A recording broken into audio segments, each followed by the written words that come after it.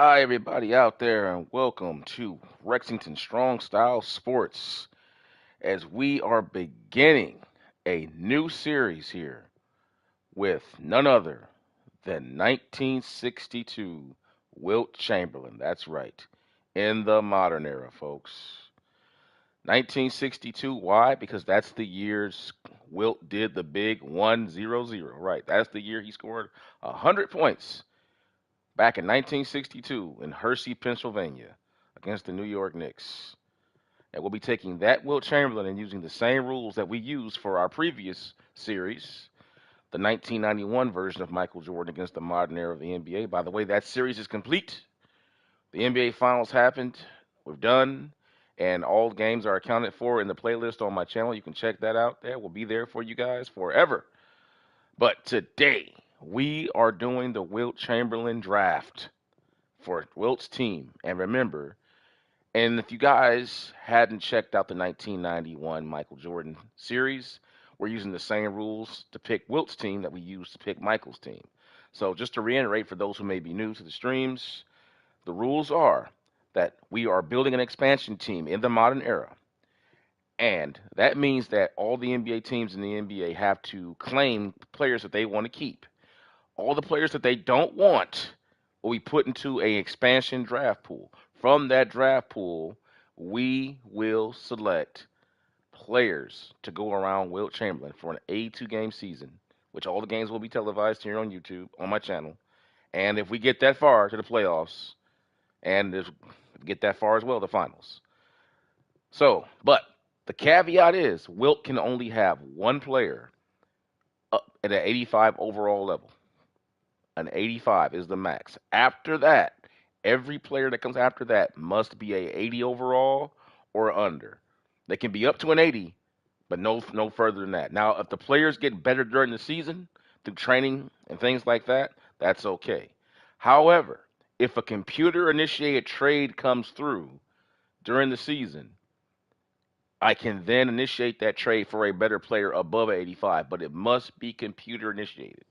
That means a team must look at our team and look to trade for us, to trade us, and we can go ahead and give a player that's better than an 85. So those are the rules. So without any further ado, let's go ahead and take a look at Wilt Chamberlain from 1982. Let's take a look at what Wilt was like in 82.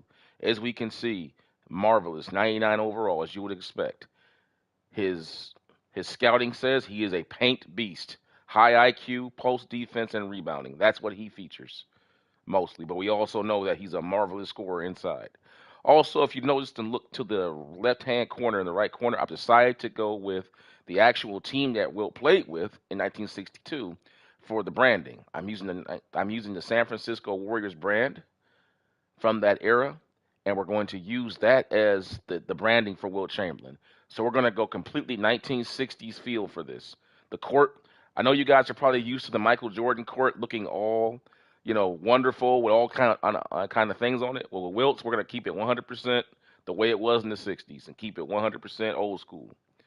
So I want to thank everybody for joining the stream, and please like, share, subscribe, and hit the notification bell. We are doing the Wilt Chamberlain draft for the modern era. So without any further ado, let's get into our first pick and let's see who it will be.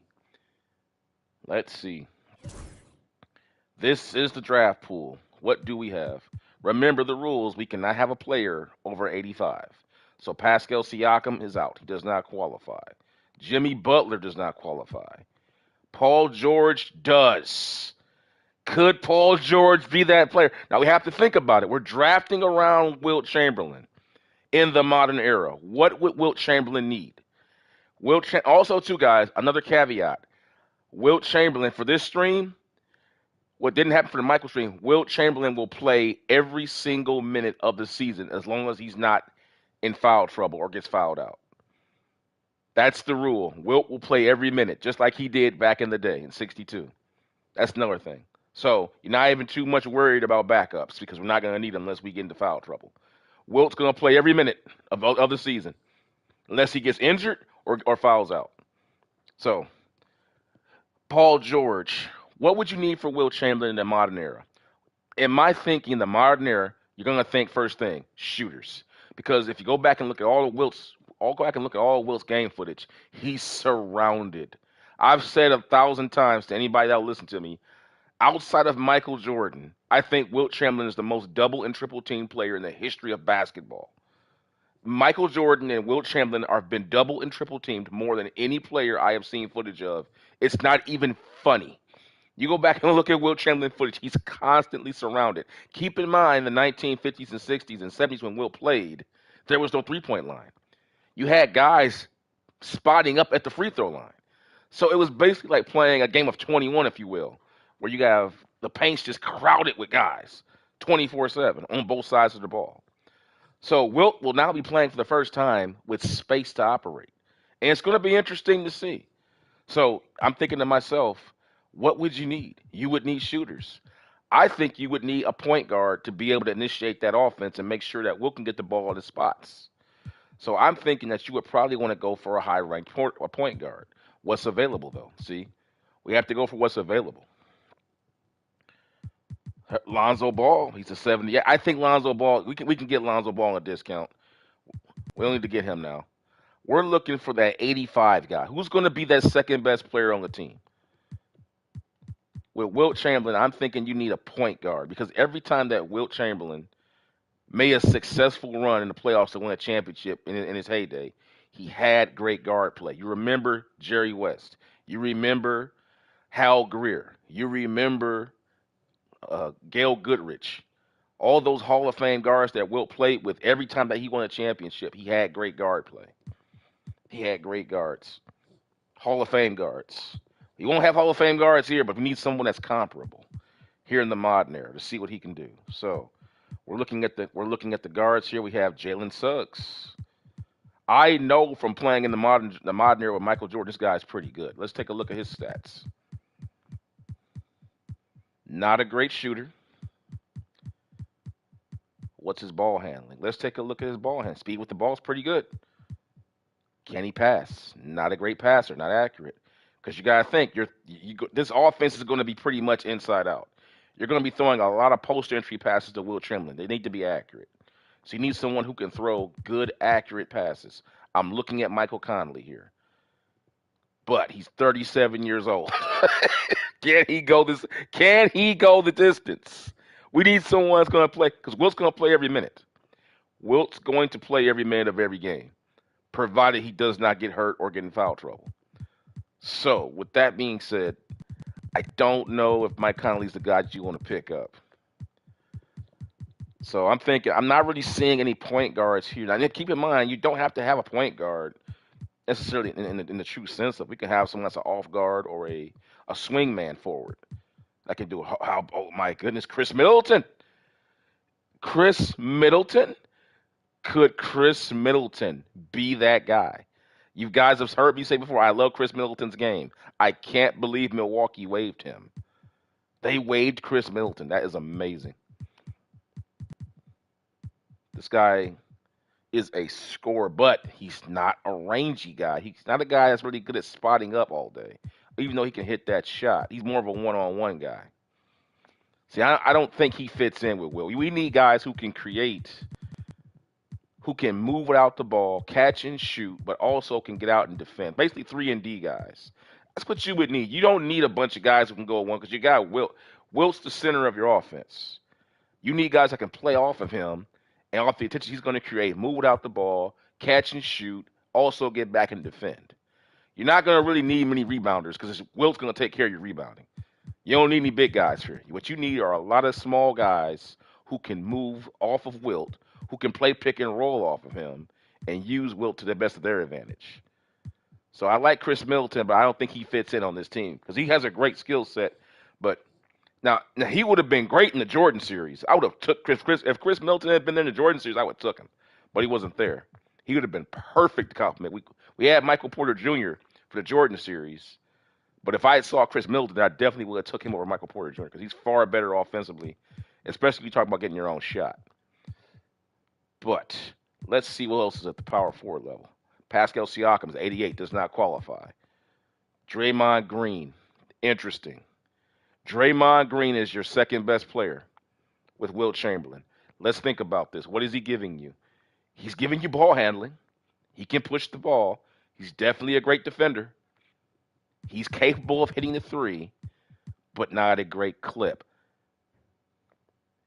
Ah, you know what? In some ways, I think he does fit. The question is, can you get more value when you're 85 overall pick? That's what I'm saying. Remember, we only get one player above an 81 to 85.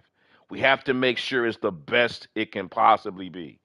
And I'm not sure Draymond Green qualifies as that. I think in past years that may have been the case, but not right now. Mikal Bridges, no, that's Miles Bridges. Excuse me. Keegan Murray, okay, Keegan Murray, he's an 80, so he doesn't qualify for an 85 pick because he's at 80. Remember, we can after the 85 pick has been made, or even before, we can have as many 80s and under as much as we want. We just can't have anybody at 81 or above. So we're looking here. I'm thinking you need shooters, man. I'm not even Rudy Gobert. That would be a nice backup, but we don't need it because Wilt's going to play all them. He's going to play every game. He's going to play every game, and I don't want to waste my 85 pick on a player who's never going. Now, here's some food for thought. We could go Twin Towers. We could put Wilt Chamberlain there with Rudy Gobert. The problem is though, Rudy Gobert does not give you spacing. Wilt needs space to operate. See what I'm saying? You would put Wilt at that 5 spot, but if you put Rudy Gobert there, yes, you're gonna basically own the rebounds every night. I mean, between Wilt and Gobert, you will own the boards every night. The problem is Wilt's scoring on the offensive end. It makes it easier for defenses to defend against Wilt because Gobert's gonna be right there next to him on the other side of the block. It's too easy to defend. So I'm thinking you're gonna for a big man who can rebound. You need someone who can space the floor at the same time. Someone who can get in there and rebound, but also can hurt you from outside the 3-point spot to give Wilt the spacing he's going to need to operate on the low block. So Gobert's out. And I don't want to spend again. That's a good pick. I would like to take Rudy Gobert, but it's Wilt Chamberlain. We don't need him. All due respect, we don't need you. Your skill set. We got plenty of what you have to offer. Shot blocking. He's bringing you shot blocking and rebounding. Wilt's going to do that by himself. Trust me, and at a far greater level than Gobert could ever think about doing it. Ayton, again, same deal. Can't space the floor. Mitchell Robinson, that's my guy from the Jordan series. He doesn't fit in here. We brought him in to be the shot blocker off the bench for the Jordan series. He played great, but he doesn't fit in here. He can't shoot. There's no way he fits in here. I'm thinking you need that stretch forward guy. If we're going to get a big guy to stretch the floor out. Jimmy Butler almost qualified. He's an 86. Jimmy Butler almost qualifies. You know what? Jimmy Butler would have been perfect. He would have been like an Oscar Robertson type to him at this point in his career. He would have fit in perfectly because you got that guy who can come in there. He can hit the three. You know he can get his own shot. He can get shots for the guys, and you know he can set the offense up for Wilt. Because Jimmy's an excellent playmaker, as you see there, 85 on the pass accuracy.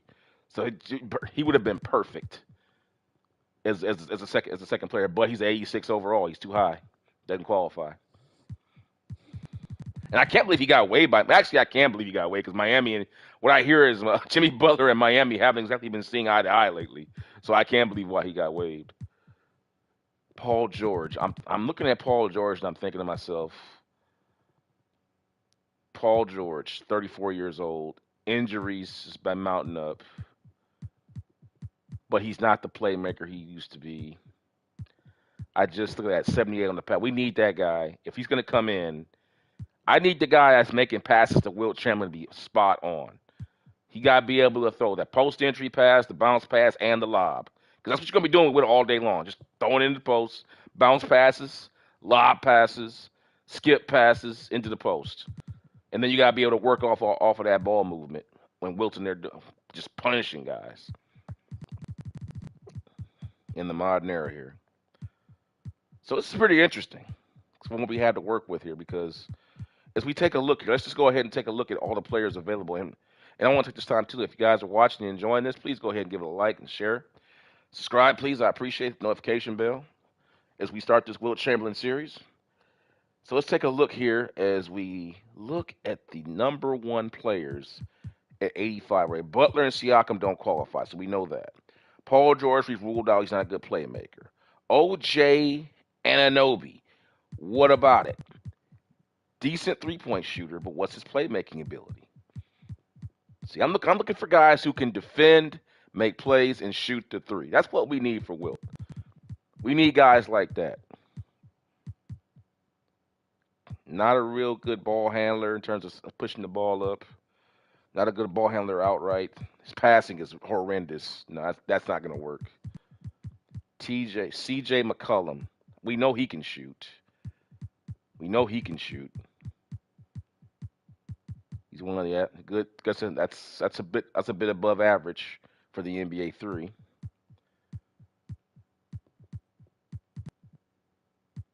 What's his passing? What's his passing? His passing is basic. This is interesting because I'm thinking like, who's this 85 player going to be? And we don't have to get an 85 player. I mean, we might see players that don't match up to what we want, and we can just go ahead and just say, you know what? I'll leave my 85 card on the table. On the table. We can do it in the season, on a trade or something like that. Maybe we see somebody that gets cut or waived. We can bring somebody in later. We can leave that card. We can leave that 85 card on the table for later in the season. We don't have to take them right now. I mean, I would like to, but I'm not really seeing anybody at that level that really complements Wilt's style. I mean, outside of maybe Gobert, if you wanted to just dominate the boards, but if you do that strategically, you're basically saying the defense has an extra help man to help Wilt, and they're gonna be right there next to him because Gobert can't give you any spacing. I mean, it's a nice idea offensively. I mean, you're gonna actually own the rebounds every single night. You'll have like at least 3-to-1 ratio on rebounds, bare minimum, between Gobert and Wilt Chamberlain on the boards together, twin towers. To say nothing of your shot blocking. Problem is, offensively, you're gonna struggle, and I might come back to that. I might come back because if I don't see anyone here who really, was tip. I'm thinking of again, Chris Middleton. What's his passing? Again, yeah, he's basic. I need somebody that can come in there. Yeah, I like Chris Middleton, but I just don't think he can give me the playmaking I'm looking for. Yeah, Fred VanVleet, knockdown shooter from the outside. What's his passing? Ball control's good. Speed of the ball's good. Passing is good. His passing's good. His passing's good.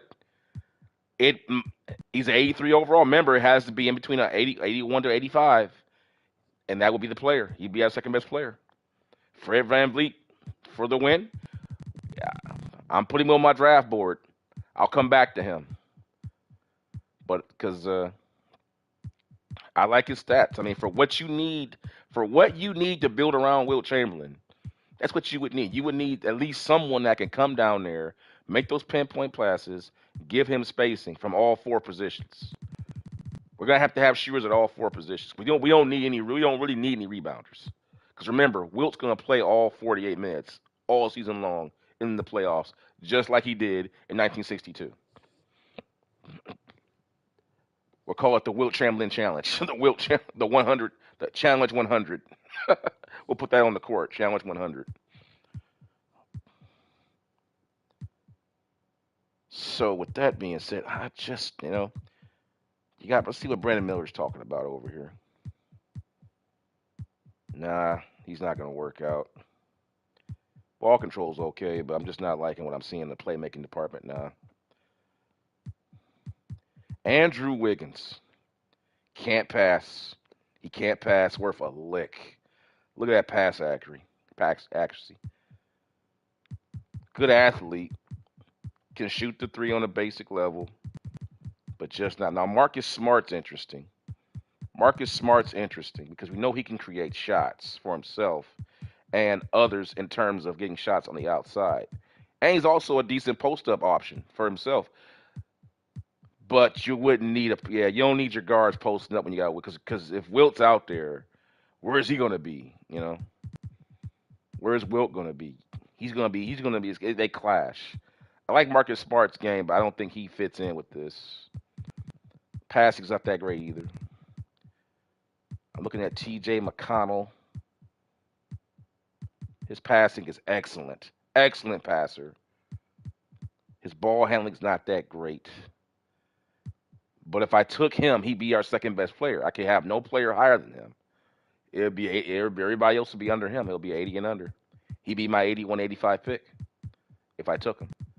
What's his three-point shoot? Three-point shooting's not that great. Not great at all. Malcolm Brogdon. Oh, man, this might be the guy. Excellent passer. Ball handling's good. Three-point shot knocked down. He's 6'4". Can he defend? Can he defend? Because if he can defend, I'll put him on the draft board. I think I passed it. Where's his? I think I passed it. Where's his defensive consistency is a 65. Yikes. That's not good. That's not good. Let's change it over here to his defensive grade. What's his defensive grade? His perimeter defensive grade is a B plus. That's not good. That's usually misleading. That usually means if you're a B plus defensively, that usually means you're not really good. I mean, it's usually how it is on 2K. You can't cover anybody.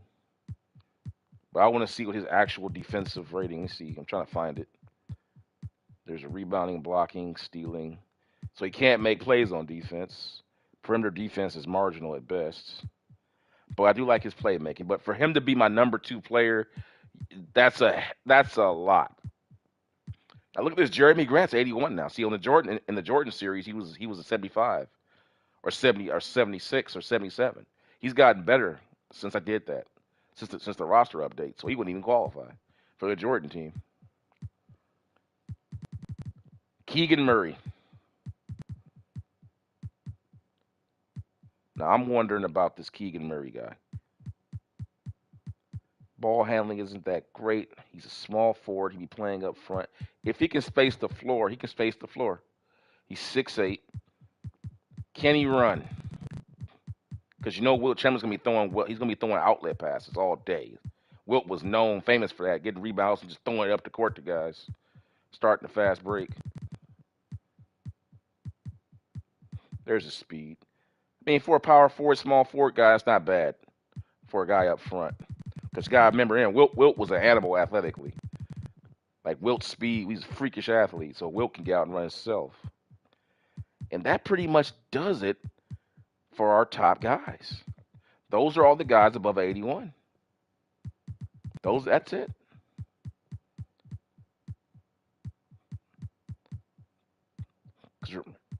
I would love to take Jimmy Butler, but he doesn't qualify for the rules.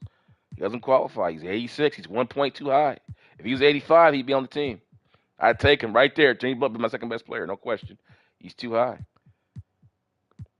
You know, Paul George is starting to look a little good to me now. He's starting to look a little. Maybe we could put Paul George the point guard. No little Penny. Put Paul George at the point guard position. Little Penny Hardaway action. Magic Johnson, big point guard. Remember, in the Jordan series, we put Jaden McDaniels at point guard. If you guys remember that. Playing out of position, but he did a great job for us all season defensively. We went for that big guard lineup in the backcourt along with Michael Jordan. So it might be a good idea to do it here. But the problem is with him, Paul George 3. But you know what? What's his badges? Because he might be better than what that says. He's got aerial wizard. He's an ankle assassin, box out beast. He can break starter. He's a dead-eye shooter. So, he's probably better than what that rating said because of his badges. So I'm thinking Paul might be the way to go. He certainly has ball handling skills. No question about that. He can certainly handle the ball. His passing you want the passing to be better from the guy that's going to be your point guard, though. You want your ball. Okay, let's think about this. Let's keep Paul George. We said Paul George, Fred VanVleet, and we had Paul George, Fred VanVleet,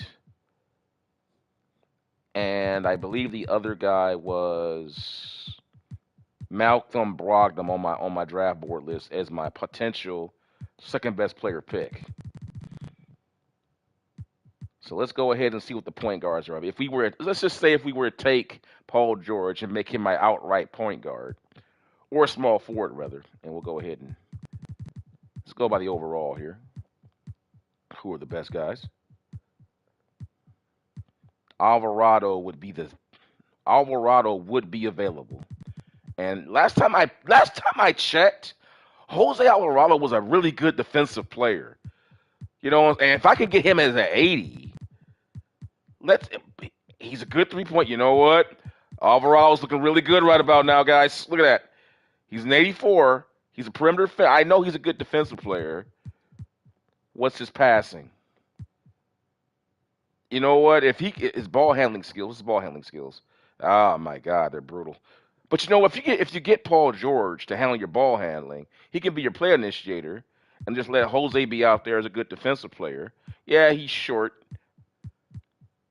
Perimeter defense, yeah, he's really good. And oh my goodness, he's a turnover rate and a half. He's a walking turnover machine. Look at that, 93 on the steals. And he's an 80, guys. He's an 80. I'm thinking that might be the way to go, even though he's a little bit of a shorty. He's 6 feet tall. He's a bit of a shorty, but you know what? You can get away with that. You need guys in the modern NBA. You need guys that can defend point guards. We saw it with Team Jordan, where Team Jordan on a nightly basis was getting destroyed by point guards coming in. We had to put Michael Jordan on point guards to guard him.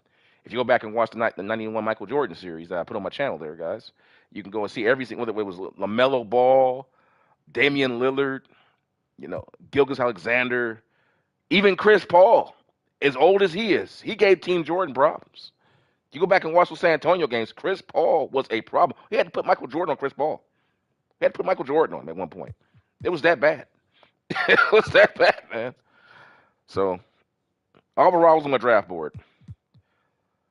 He's on the draft board. Okay. What about my off guard? What about my shooters? What about my just true knock?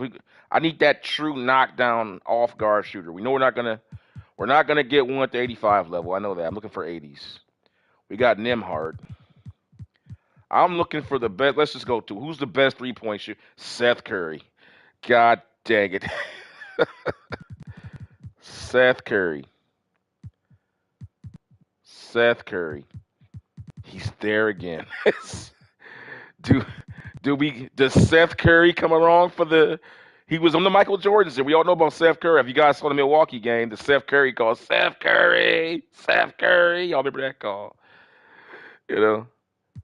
We know he has good ball handling skills, that's for sure. You know, I might have to call back up Steph, man. It's not Steph, but Seth. I might have to bring Seth back in. Ball handling's basic. Yeah, well, you know, he handles the ball a lot better than what you would think. Because unless it's gone down since the Jordan era. Because when I had him with me, he did a great job handling the ball for us in the Jordan series. And he hit some big 3-point shots. He's certainly the best 3-point shooter at 2 guard. And I know this much: he wouldn't be playing point guard for us. He'd be playing 2 guard coming off guard. So that would mean that we would have if I went with Alvarado and I went with Seth Curry as my starters, that would mean we would have a very, very small backcourt. And keep in mind, guys, we're playing in the Midwest. So we're going up against De'Aaron Fox with San Antonio now. De'Aaron Fox with San Antonio. That's going to be hell. I can't wait to see that matchup with Wemby and Wilt. It's going to be great. Wemby and Wilt's going to be good. Can't wait to see that one, I guess. But we got that's with De'Aaron Fox. Then you got the Houston Rockets have big guards. The Dallas Mavericks, well, they don't have Luka anymore, so you have to worry about that anymore. They got Kyrie, so they don't have to worry about that anymore. He's out in L.A. Yeah, so we'll be pretty small. Going up against a lot of big guards in the Midwest Division, especially with De'Aaron Fox coming over there going to San Antonio. So you got to think about that one from a defensive standpoint. But De'Aaron Fox is more of a driver. But now I know his 3-point shots come a long way. He doesn't drive as much because I'm thinking we got Wilt waking back there like blocking shots. But even with defensive 3 seconds, which is going to be interesting to see because remember Wilt was a superhuman shot blocker. It's going to be interesting to see what he can do patrolling the lane with defensive 3 seconds now. Because you saw what happened in the Jordan era, where Michael was just taking advantage of guys all season long, having to rotate artificially because of the defensive 3 seconds. But nonetheless, though, let's see who else is there. There's Buddy Hield. We have AJ Green. He's an 89. I'm looking for a guy I'm looking for a guy who can shoot the three and give me, and yeah, there you go, 3 and D2 guard. I'm looking for someone who can defend at the same time, defend and got some size to him. This guy is a knockdown shooter. What's his perimeter defense? Because I've heard Keon Ellis, yeah. I'm looking at that. It's serviceable. It's not great. And he's a turnover machine. He's on the draft board. Keon Ellis on the draft board, guys. He's on the draft board. He's on the draft board. So keep him on the draft board. He's on the draft board, definitely. You know, I'm gonna end up taking him. I'm gonna take him. I'm gonna take him now, and we'll come back to my 85 player. I'm just gonna take him now, the first pick, because I think he fits in so good. 6'4", he's got good size. He's a good, decent athlete. Can knock the three down, absolutely knock it down. Let's see what his badges are. He has a glove badge. It means he can guard. He's a gold glove badge. My goodness. And he challenges shots. Oh yeah, he's gonna fit in nicely. But can he shoot? He's a defensive ball stop. He creates plays. Off ball pest. On ball menace. And he can pick. Oh, he's a stopper. This guy's a stopper and he can shoot. Set shot specialist too. That's perfect for Wilt. You know, that's perfect. A guy that can stay his feet, get that pass off the double team and knock it down. He's in. I'm taking Keon Ellis. First pick, Keon Ellis. Keon Ellis, San Francisco Warrior. Welcome to the club. We're going with Keon. What do you guys think of that first pick, guys? Let me know in the comments. What do you think so far about that first pick, Keon Ellis? All right, we're going to our second pick now. I mean, yeah, Wilt's the first pick, but you know, we're saying it like how it would be if Wilt was already there. So second pick, guys, we're going with. Remember, we had now. If we got him, we got a 2 guard filled up for our starting 2 guard spot. Let's see if we can get that point because I'm thinking about that. I'm thinking Fred VanVleet is still available, but I want to make sure I commit to my 85 guy and know that he's the guy, because I need to know that he's going to be the guy. Because if I once we commit to the 85 and the 81, 85 guy, that's it. It's all 80s and under from that point on. So I want to make sure when I commit, because whoever you pick is going to give your team a certain flavor. Because if I go, like say for instance, if I went with Middleton, well, you know you got a one-on-one player at the small forward spot who could really swing up to the small forward spot. Power forward spot and provide spacing for Wilt. So that's going to be huge. Plus, he's a mid-range machine. So that, you know, you got pick and roll possibilities with him and Wilt. That's a possibility. Yeah, it's starting to sound good because I feel better about Middleton now after finding Ellis. So the Middleton pick now feels better now because now I know I got my guy who can guard on the perimeter, who can also knock down shots and give me spacing. If I was to get him, and you have at the point guard spot waiting in the wings for you, Alvarado, you got Alvarado waiting on you at 80. If you got Middleton, you still got Alvarado waiting on you at 80. And you're still good defensively in your backcourt. And you got guys, and more importantly, all 3 of these guys can shoot the 3, which is what you're going to need for Wilt to space that floor out. Then it just comes down to how you get that 4, that stretch 4. We got to have a stretch 4. We must have a stretch 4 to go with Wilt Chamberlain. We cannot have a guy hanging around the basket with Wilt Chamberlain trying to operate. It's not going to work. Okay, I'm telling you right now. Not in the modern era. You might as well take advantage of that. There's so many big guys that can shoot the 3. You might as well take advantage of it. My thing is, who is this? This is the best. This is the best shooting power forward available. I want to thank everybody for tuning in to the draft too. Appreciate you guys. Appreciate every one of you guys, and please feel free to comment and give me some suggestions on who you see, who you think would be a good teammate for Wilt Chamberlain in the modern era. I want to hear you guys' feedback, man. Read you guys, and please like, share, subscribe, get the notification bell. And yeah, this will be going into a Wilt Chamberlain package playlist. So wait, that'll be up pretty soon after this video is over with. So be looking out for that one. And I'll get the first game going tonight when I get the team picked up. But right now we're trying to build this team, guys. I love this type of stuff. I love this type of stuff. This is what makes sports so fun, man. It's like putting together a puzzle and just seeing it all come together. You know what I mean? And you're basing around that diamond. Like Wilt is our diamond. Okay, what are we gonna put around it to make it pop? So we come in that showroom, everybody goes like, "Damn, look at that." So we got La Rivera. Oh man, tongue twister on this one. Jake, Jake LaRavia, Jake LaRavia. He's the best power forward shooter available in the draft. He's a 78 overall. At that point, I'm not even really worried about.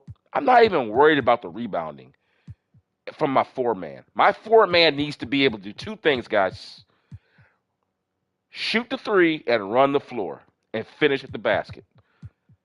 This guy seems to be able to do one. He can shoot close. Can he hit layups though? He can't. Not a layup guy. That's okay. I'm willing to live with that. If you can, but can he run though? Can he run? Is he a runner? No, this guy is about as unathletic as I am. This guy, jeez, that's oh man, you killed my. He's killing my high with that man. 59 speed. What are you eating? Who is this? Who is this? Keyshawn Johnson. That's a power forward. He's 6'7" with 92 speed. If he can shoot, I'm drafting this guy. If he can shoot, can he shoot? Can he shoot? Hell no. That'd be too easy. No way. Yeah, he can't shoot worth a darn. Can he finish though? Can't even finish. How how do you have all that speed and you never utilize it? He's a decent dunker, decent closer, who's close in. 92 speed at the power forward spot. That's ridiculous, guys. It's ridiculous. Jonathan Mogbo, 91 speed. Let's check him out. Let's see what he's got going on. Just be able to shoot the three and run. That's all I need from you at my fourth spot. And can you? He can definitely finish. He's a finisher. He can dunk. He's got layup potential, but he can't shoot the three. Well, let me tell you, he's a 75 on the three, so he's at least somewhat serviceable. I'm not gonna lie, guys. That 91 speed on those outlet passes, he's gonna burn the britches off of any standardized big man who can't run with those Wilt Chamberlain outlet passes. He's gonna burn the panties off of guys in transition. The problem is he's not a knockdown shooter. We need a knockdown shooter. I want guys that can stand out there and give Wilt the room to operate at all four positions, point guard through the fourth spot. Because Wilt's going to be inside, kicking ass all season long, okay? One-on-one with these smaller guys playing small ball. It's going to be a joke trying to guard this man. Until we play guys like, Wemby, Jokic and those guys. Until we play those guys. But for every other night, it's going to be a nightmare. But this guy's a freak of nature. Okay, who's this gentleman? JT Thor, 71. Crazy speed. He's 84 speed. I just want. Yeah, he's basic. Well, he's better than Mogbo. No, it's not nearly as fast. He's fast. He's fast, but not nearly as fast as those two guys. Better shooter. Can he finish though? No, he's not much of a finisher. Kenyon Martin Jr. Yeah, I bet he can finish. His dad certainly could. I tell you one thing: if Kenyon was here, I'd probably take him. Kenyon Martin Sr. But the problem is Kenyon can never shoot, even in his heyday, even in his prime. So Yeah, but if it comes down to it, I want my four man to be able to at least be able to knock that three down because we need that guy. And you know what? We might be able to just go ahead and just find him at the small forward spot. You know, because we all know that the small forward spot in the modern era and the power forward spot is pretty much interchangeable these days. I mean, we're not the days of God. Oh my God, there's Klay Thompson. They waived Klay Thompson again. If you guys saw the Michael Jordan series, you know how big Klay was for us.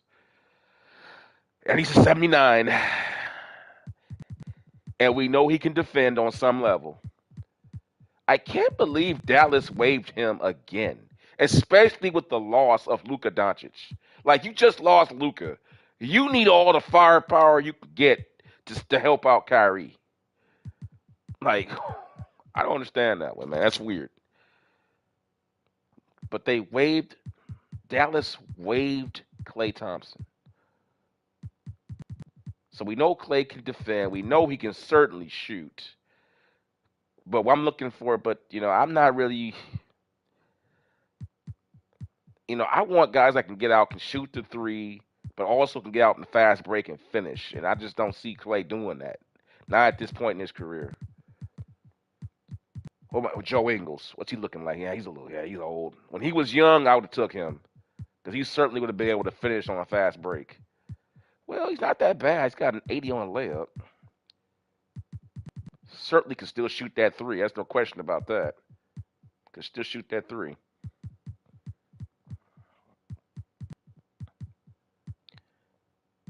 There's Hachimura again. The Lakers waived him. I can, yeah, since they got Luka, they definitely don't need him now because they got Luka now. They can afford to lose him. He was big for us, and he came up pretty big in some of our games with the Jordan series. Harrison Barnes, interesting. 6'8", he's 80 overall. You know he can finish. He can shoot the three. Can he run? That's all I need to know. Can he run?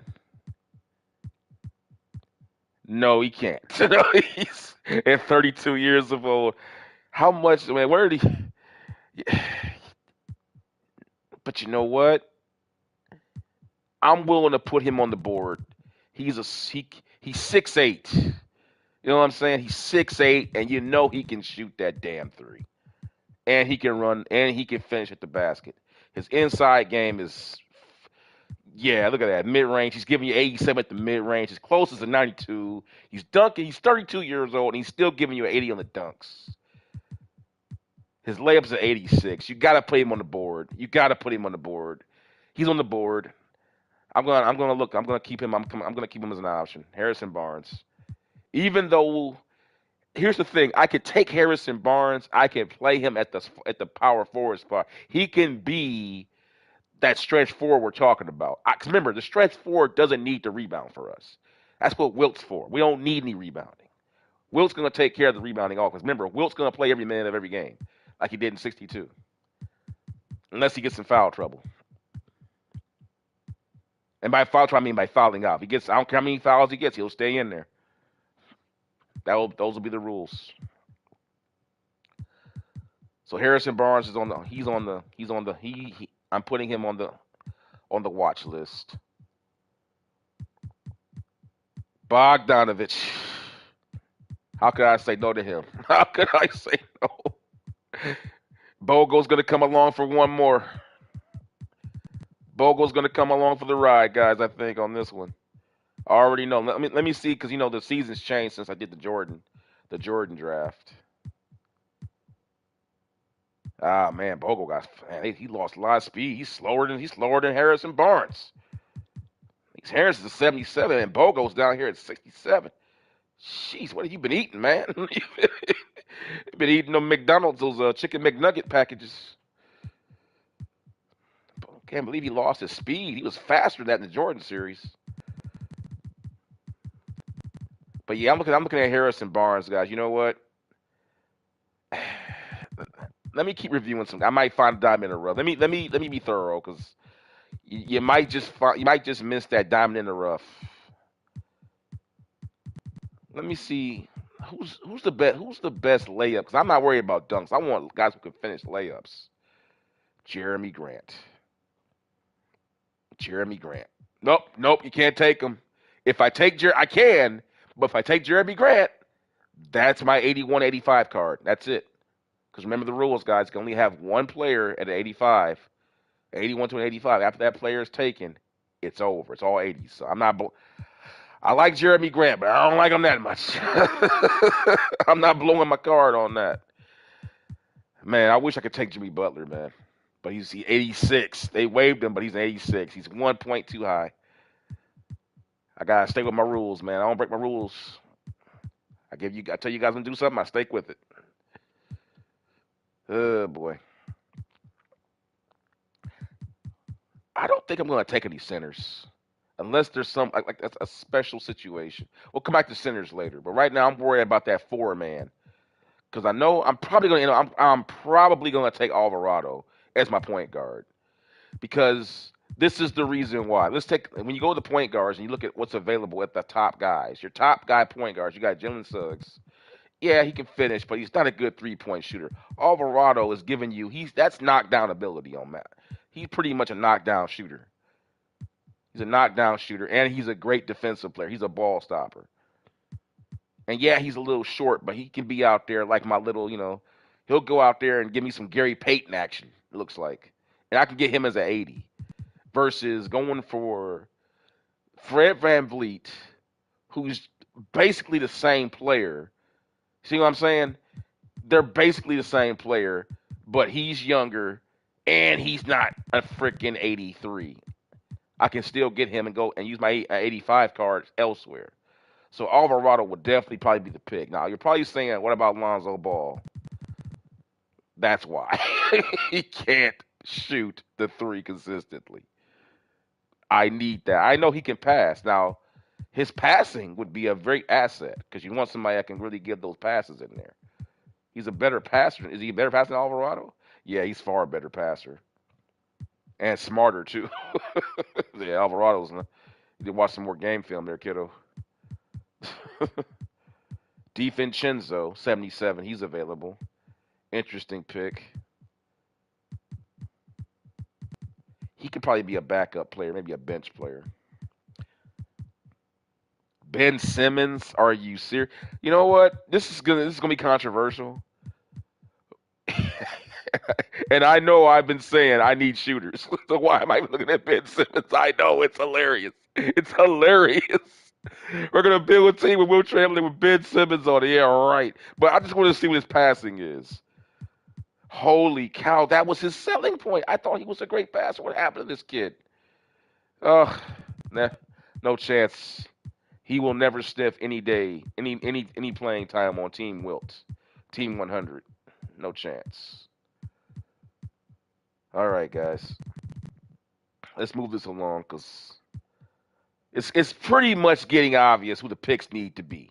The picks that need to be made are Harrison Barnes. We need to have Harrison Barnes. Harrison Barnes will be my de facto power forward on this team. We're going with Harrison Barnes. Harrison Barnes. So we got Keon Ellis, we got Harrison Barnes, and we still have not made my 85 pick yet. So we're doing pretty good. Time to pick number 3 now. I know you guys are thinking, why isn't he taking Paul George? Why isn't he take Paul George? I know you guys are probably thinking it. Hey, Golden, hey, how you doing, man? Golden Eagle 99, cool name, like that, man. I'm doing great, man. Hope you're enjoying the stream, man. Give me some ideas for some picks here, man. Because I'm thinking about how you think about my picks so far. If you're just now tuning into the stream, though, if you haven't caught up, let me go back here and if just in case you haven't seen the picks that we've made. There they are. We got Keon Ellis and Harrison Barnes. In case you don't know what's going on with the stream, we're building a team around. Okay, let me go ahead and get you fresh ain't Golden Eagle. We are. Have you seen the Michael Jordan 91 series? If so, or if not, I'll go ahead and just give you the rules. What we did there is that we put a team around Michael Jordan from 1991, the 91 version of Michael Jordan, and we built a team around him in the modern era. What we're doing here, We're doing the same thing for Wilt, but the rules were for Michael as they are here. I'm only to have one player in excess of Wilt Chamberlain and an 85 maximum. I can only have one player in between an 81 and an 85. After that, every player after that has to be an 80 or lower. And for this particular swing, Wilt Chamberlain will be playing every single minute of every game, just like he did in 1962. That's okay, unless he fouls out. Obviously, he can't play if you fouled out, or gets injured. So that will be that's the one thing that's different about this series, different the Jordan series. Wilt will never come out, no matter what, within the rule, unless it's foul trouble, unless it's foul trouble or injury. And what I mean by foul trouble, I mean he's foul. I don't care if he gets 5 fouls in the first quarter. He ain't coming out. He ain't coming out. He ain't coming out no matter what. You know, he has to. You gotta injure him or foul him out. He's not coming out. So those are the rules, my man. So right now, what we're doing is we're trying to put a team around Wilt. What would complement Wilt Chamberlain from '62? We know what Wilt was. He was a dominant inside scorer around the bat. They remember little history lesson. The paint, as we know it, was not always that size. When Wilt was playing, the paint was about maybe 1/3 of the width that it is now. They widened the lane because of Wilt Chamberlain. He was so dominant, they had to widen the lane. They changed the rules because of Wilt. So we know that Wilt is probably the one of the top 5 most dominant, probably the most dominant inside scoring force we've ever seen. What would you need to build around Wilt Chamberlain in the modern era, though? In the modern era, what you would need? Shooters, defenders, guys that can give Wilt the spacing that he's never had. Because remember, Wilt never had a 3-point line to work with. I'm talking about from his teammates' point of view. Remember, if you go back and watch any of the old Wilt Chamberlain footage or any footage from the 60s or 70s, you see guys spotting up at the free throw line. Yes, I know it's hard to imagine that, but that's the way it was. It was the most compact version of basketball you could ever imagine. We're not seeing that now. Now we're dealing with spacing. What's it going to look like? But also, too, it's going to be interesting to see what is Wilt going to do with the defensive 3 seconds. Remember, Wilt was a hell of a shot blocker, too. He never had to deal with defensive 3 seconds. Wilt spent his entire career patrolling the lane. You know, he was just there. If you went to the basket, he was there waiting on you. That won't be the case here in the modern era. You have to leave the lane every 3 seconds, no matter what. So it'll be interesting to see how Wilt handles that. And we're going to find out. And then we got to find out how is it going to handle. How is Wilt Chamberlain going to have to handle high pick and roll from the angle to fit the 3-point shot? That'll be interesting.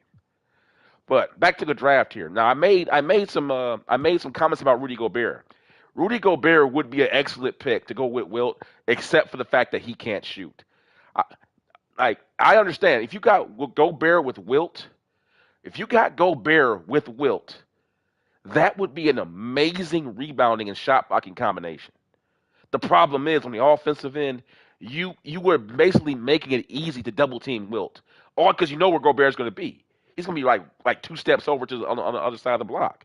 You're basically giving the defense a license to double team without being penalized. So Gobert is and you have to factor in that Wilt's going to play every minute, so you don't need a backup. So I love Gobert's game, but for what we're doing, he doesn't fit in.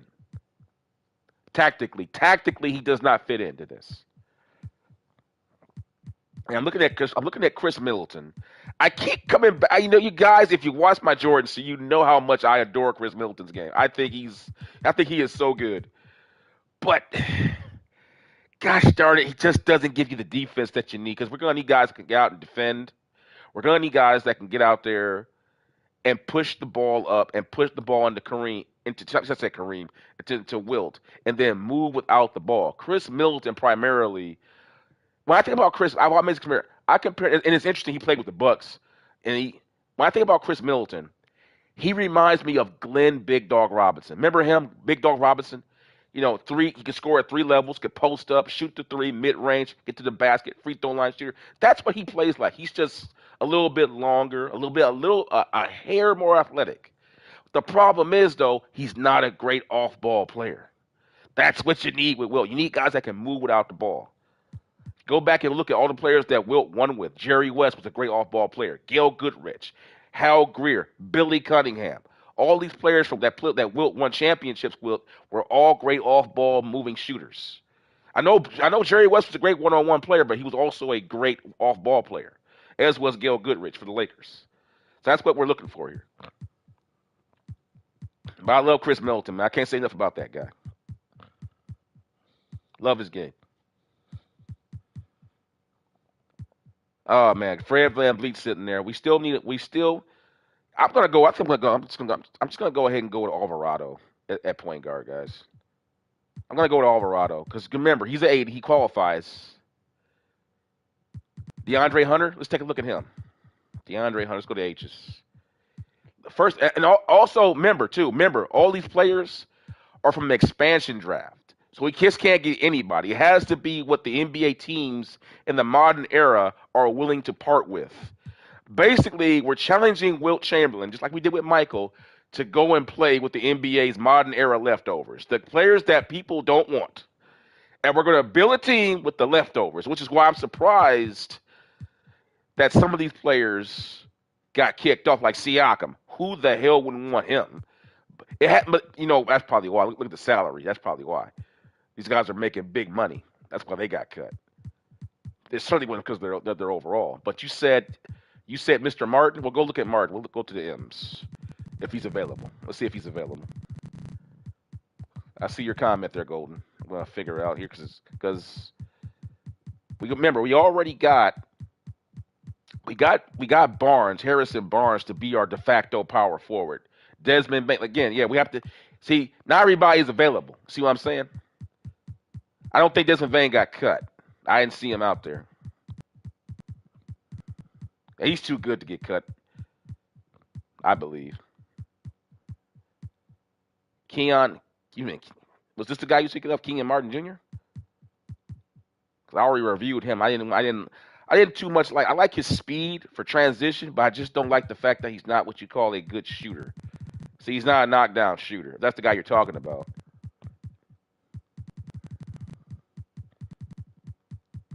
I like the fact because remember, if you remember, what Wilt was really good at doing, Wilt was really good at throwing outlet passes, start the fast break. One of his great skills. Never gets talked about. He was one of the best outlet passers of all time. Much like remember Bill Walton was good at that. Chris Webber was good at doing that.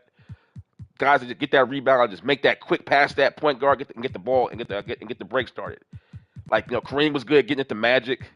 Like how many times you see Kareem Abdul-Jabbar get a rebound, just throw it up the court to Magic, and they're often running on Showtime. Wilt was great at doing that. This is interesting right here. Yeah, there you go. Wes Unseld. Who else? I think Wes Unseld, exactly. Yeah, Wes Unseld. They never ever give him credit for that either. Wes Unseld was a beast at outlet passes. They said Wes Unseld could throw outlet passes without even having to look. He could just get snatch and just get up the court instantly. That's how good he was at that. When he was playing with the Washington Bullets alongside the Elvin Hayes back in the '70s. When they won their championship.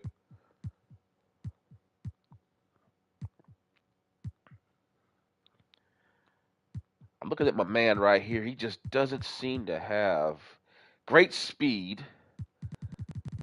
I'm looking for 3-and-D guys essentially. Perimeter defense is good, serviceable, but he's not. He's serviceable. Was he 6'6"? I could play him at the 2, the 3, possibly the 1 if his ball handling is good enough. He's not a good ball handler. Yeah, he's going to be strictly off the ball. He will never touch the ball unless it's a catch and shoot situation. You do not want this guy handling the ball full court for you. Let me tell you that right now. Look at that. My goodness. That's and he's not even a good finisher either with layups. Because yeah, he can dunk, but let's be honest, man, you're going to see more layup opportunities than you do dunks in games. So I value layups more than I do dunk ratings. I just do. Because you're just going to see more layup opportunities than you are dunks throughout the course of the game. So with that being said, let's go over here and go back. I want to take this time to thank everybody for tuning in into the stream here as we pick the Wilt Chamberlain team here I'd like to ask everybody to give it a like and subscribe and hit the notification bell.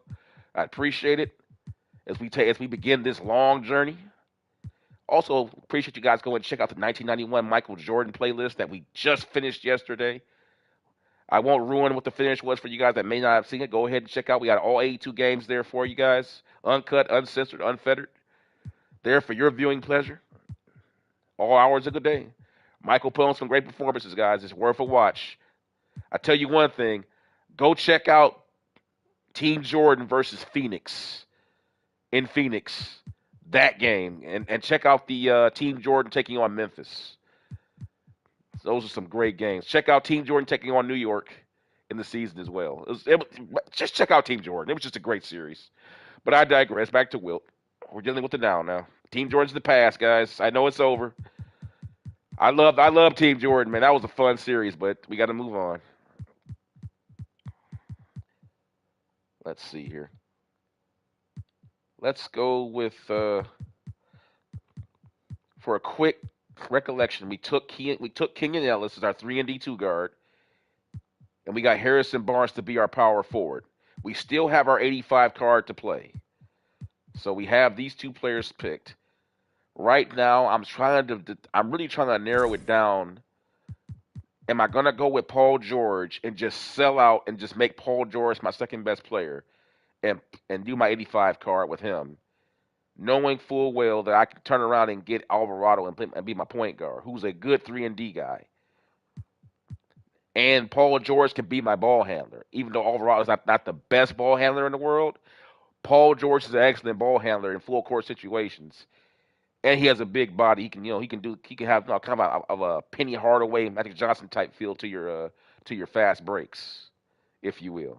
Especially when you're going up against guys like De'Aaron Fox. Paul, remember, Wilt's team is playing in the Midwest, so we're going to be seeing Chris Paul.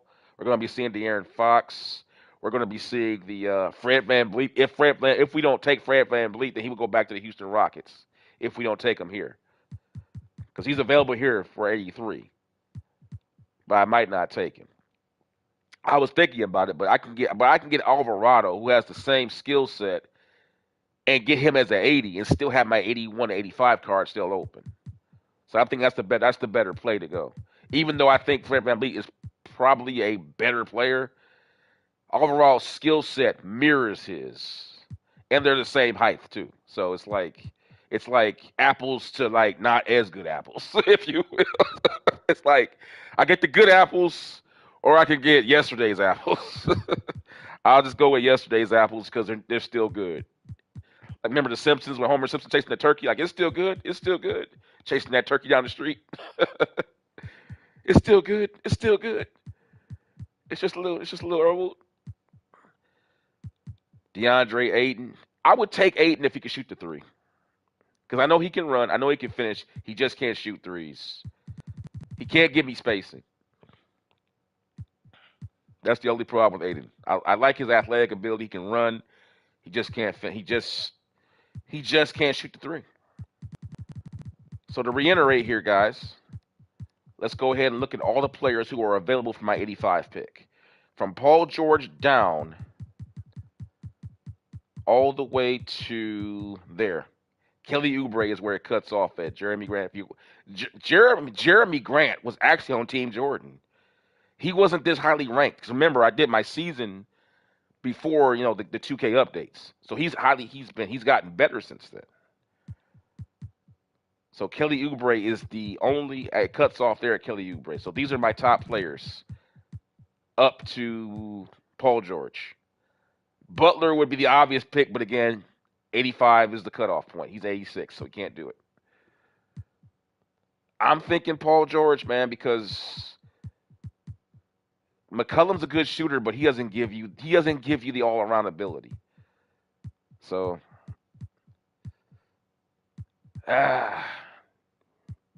what about man? It's so funny that none of the 85 guys.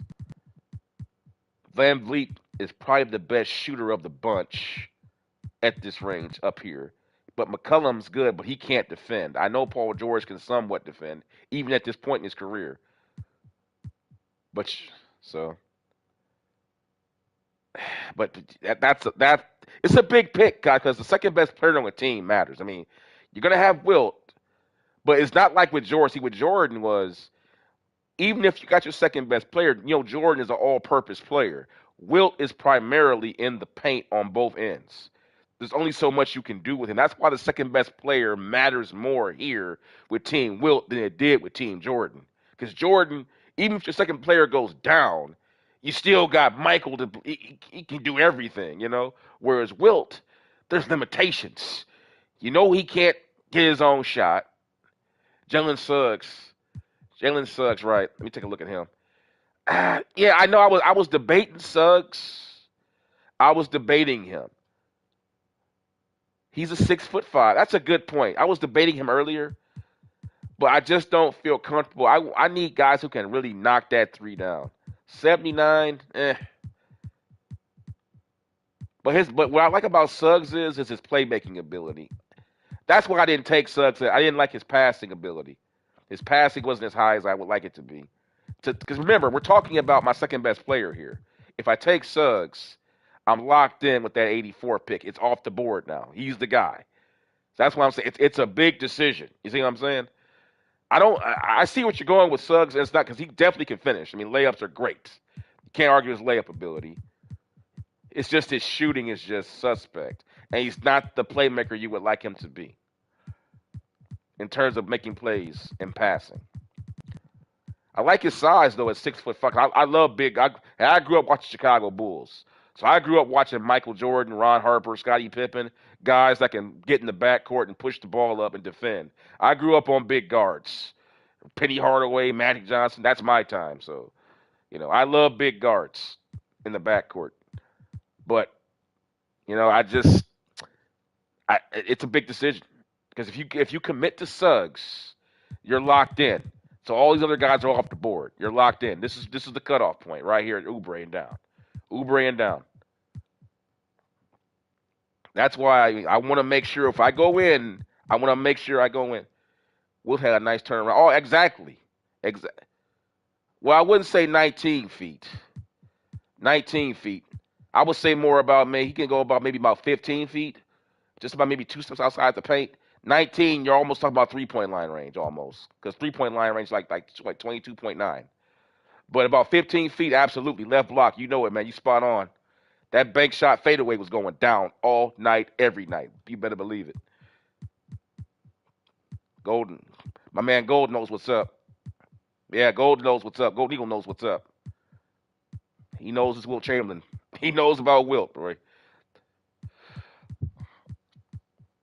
But man, this is a huge pick here, guys. This is huge because it's like I'm deciding my franchise's fate here with this pick. Like, because you have to understand the difference between Paul George, Suggs, or Van Vliet alters the look of your offense and defense totally. It's like it's gonna have a total. If you go with Paul George, you're gonna have a guy that can swing between the 1 all the way up at times to the 4, who can run the floor, who can somewhat defend, is not a knockdown shooter like he once was, but is capable of raising his game.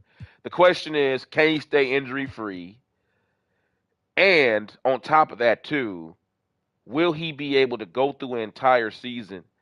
Right, I'm with you. I'm with you, Go. I'm starting to think so because if I go with Middleton, I'm essentially getting the same skill set as Paul George, but not the defense and the playmaking.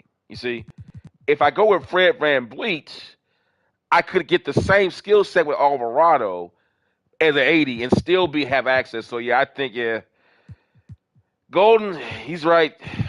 From what I'm seeing here, you got to go with Paul George. Yeah, I love Chris. Yeah, I love Chris Middleton, but it's like he's an ISO player. He's ISO ball. ISO ball with Wilt Chamberlain ain't gonna work. You know what I'm saying? It ain't gonna work. You need guys that can move without that ball, catch that thing, and shoot it. As soon as Wilt hits you with that pass off that double team, I need that catch and shoot action. That ain't Middleton's game. Middleton is more of a guy gets it off the bounce. He can catch and shoot, but not to the extent that Paul George can, or even C.J. McCollum. And I like McCollum, but he can't defend for nothing, man. He ain't nah. So yeah, Paul George is the guy, guys. We're locked in. Paul George, 85. We're done.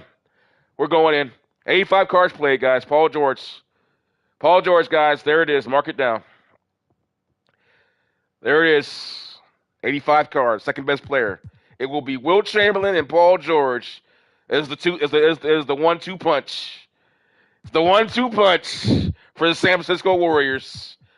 By the way, the San Francisco Warriors, I know location matters, but I have them in the Midwest because I want to see, just like you, I want to see the Wilt-Wemby matchup as much as possible.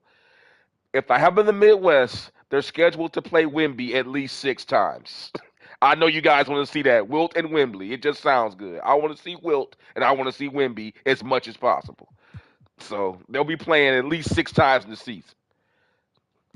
To say nothing of the matchups with Jokic too in Denver. They'll probably play them like 4 times, maybe 4 or 3 times with Jokic. Embiid, they'll see Embiid twice because it's the Eastern Conference. So we'll see Embiid twice. So we're out. That's it. These guys are out. They're all out. We're down here. It's Oubre and down. Kelly Oubre and down. That's it. We're locked in. We are locked in. It's 80s and up, 80s and under now, guys. Paul George has been my 85 pick. Mitchell Robinson down. Mitchell Robinson had him in the Team Jordan series. He balled out for Team Jordan, but for Team Wilt, nope, no point guard yet. We're probably going to go with Alvarado, Golden Eagle, 99. We're probably going to go ahead and get Alvarado because remember, I got Alvarado with his skill set because remember he's an 80. He just makes the cut. If he was 1 point higher, I couldn't be able to get him. But with Alvarado, you're getting a knockdown shooter. You're getting a guy who is a decent ball handler. But more importantly, I think for him, and the season goes on, because remember, you got De'Aaron Fox. You got to deal with Jamal Murray. You got to deal with all these dominating point guards in the Western Conference. Lonzo Ball, I see what you're saying, but Lonzo ain't no shooter, man. But you know what? I got to agree with that on some level, Golden. You have a point. Because Lonzo definitely has more size. His ability to get out and push the break is better than Alvarado's. But my problem is he can't shoot. Look at his mid-range game is even worse. Like, there are going to be times where Wilt's going, like, you can put Wilt Chamberlain in, because remember, we're going to be running a pick and roll spread offense with Wilt with post-up game. That's pretty much going to be the offense. You're going to need guys that can go in there and hit that mid-range shot from time to time. Alonzo can't do it. Are you speaking about Lonzo Ball or Alvarado? Because Alvarado's a stopper, man. I checked out Alvarado's stats. He's a stopper. Even his badges. He has glove badge. He has the pickpocket badge. All that stuff. So he's a stopper, and he can shoot. And I know, and I'm feeling you on Lonzo Ball. Yeah, Lonzo. Yeah, I see what you're saying. I feel you on Lonzo Ball because his ball handling and all that. And I love big guards. I could get them both. I could get them both and have them relieve each other. You know, I could get them both because remember, Lonzo's 78, he's eligible. Alvarado's 80, he's eligible. So, but I need shooters. I need as many shooters as I can get because Wilt is going to remember. Wilt's playing every minute. Wilt ain't coming out. He's going to get double teamed all the live long game, except when he's probably playing against Wemby and playing against Jokic maybe. Other than that, you can best believe it's going to be. I mean, if you watch the Jordan series, they were double teaming Michael in the post. What do you think they're going to do with Wilt Chamberlain? Okay. They were double teaming Michael Jordan in the post in the finals like it was their life depended on it. Like Michael Porter Jr. and Klay Thompson were getting open shots like it was a day at the park. So you know Will's gonna get double teamed. Crazy. So I need shooters. But I like your pick though. Lonzo Ball's not a bad pick, man. Really. And I might come back to that as my bench player. But right now I'm thinking about my starting point guard. And I'm thinking about making it Alvarado. I'm gonna go with Alvarado. We're going with Alvarado because he gives you the 3 and D that I need. He gives you the 3 and D. 3 point shooting perimeter defense. So to reiterate, this is my backcourt. We got Keon Ellis, 3 and D guy. We got Alvarado, 3 and D guy in my backcourt. Up front, we got Harrison Barnes and Paul George. Knockdown shooter, knockdown shooter, shooter, knockdown shooter. And these guys can all defend. And they can all run. Now we're going to the bench. Now we're going to the bench, guys.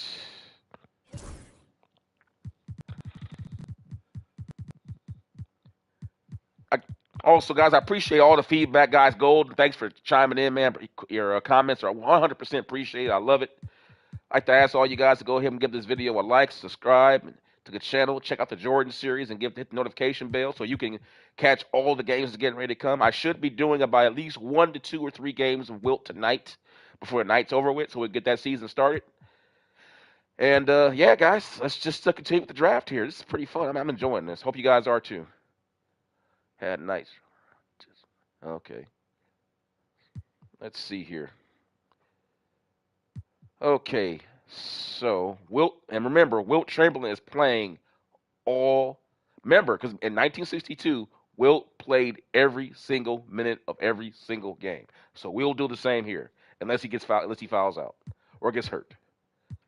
He will never come out ever. I don't care if that thing says Gatorade next to a 25. Wilt will be out there. Kyle Kuzma. What do you guys think about that one? What do you think? Let's take a look at Kyle Kuzma over here. Holy Toledo, he ain't can. Oh, never mind that noise. Never mind that noise. Moving along. Let's go for that back. Let's get that back. Let's get that backup that backup stretch 4. Because I'm really worried about the position I'm really worried about from help defense coming from is the 4 spot, because the 4 spot generally is going to be the position you usually help from on a dominating center. If you go back and watch the Lakers with Robert Horry, for whatever reason, every team that played the Lakers, they double teamed off Robert Horry. That's why he was always open. If you go back and watch the Lakers, they would put Horry at the 4 spot. He'd be the post entry man. He would out the ball, and they double team Shaq off of Robert Horry, which is why Robert Horry was always open. It was crazy. Here's the guy that he's a knockdown shooter, and you keep leaving him, but it's Shaquille O'Neal. So hey, that's the way it was. So I'm really worried about that 4 spot. Because we know we got Harrison Barnes, who can trade places with Paul George, but I want to make sure I have a backup that's coming in that can provide the same kind of shooting, so we're never without. I want to be out there with a shooter to help Wilt out all day, every day. I want to make sure Wilt is never without a knockdown shooter in that 4 spot. He needs that in the modern era. He does, because it's just gonna be too easy to double team, way too easy. If you come in out there with a banger, like we did with Team Jordan, because Team Jordan didn't really have any 4 men that were big shooters. We pretty much went with rebounders. So that's what you need with Michael Jordan. You really don't need guys. You need guys that can go in there and crash the glass when Michael gets double teamed to get those easy offensive rebounds. And you saw it with Andre Drummond and Mitchell Robinson. But we have a totally different look here. So I'm thinking that I only need a guy. This guy can shoot. He doesn't have any badges, but he can shoot. What's his grade on his rebounding? Just in case we need a little bit of help on it. Oops, went a little too far on that. Where is he at? There he is. There he is. Let's check out his rebounding. What's his rebounding like? Yeah, it's not that good. Athleticism. Oof, man, he is. I'm more athletic than he is. Not very smart either. C plus. Better bring them grades up. but he can shoot. You know what? Let me take a look at those other guys. Let me go back to the speedy. I want to go back. I want to find the best combination of speed and shooting at the 4 spot that I can find. Because you also want to make sure you're taking advantage of Wilt Chamberlain's ability to throw outlet passes and get the fast break going. So I want to find the best combination of guys who can run but who can also shoot and play the 4 spot. Jalen Williamson is 6'6". List as a power forward. My goodness, the modern era. My goodness, Jesus, man. When I was growing up, this cat wouldn't even be. He wouldn't even be a small forward when I was growing up.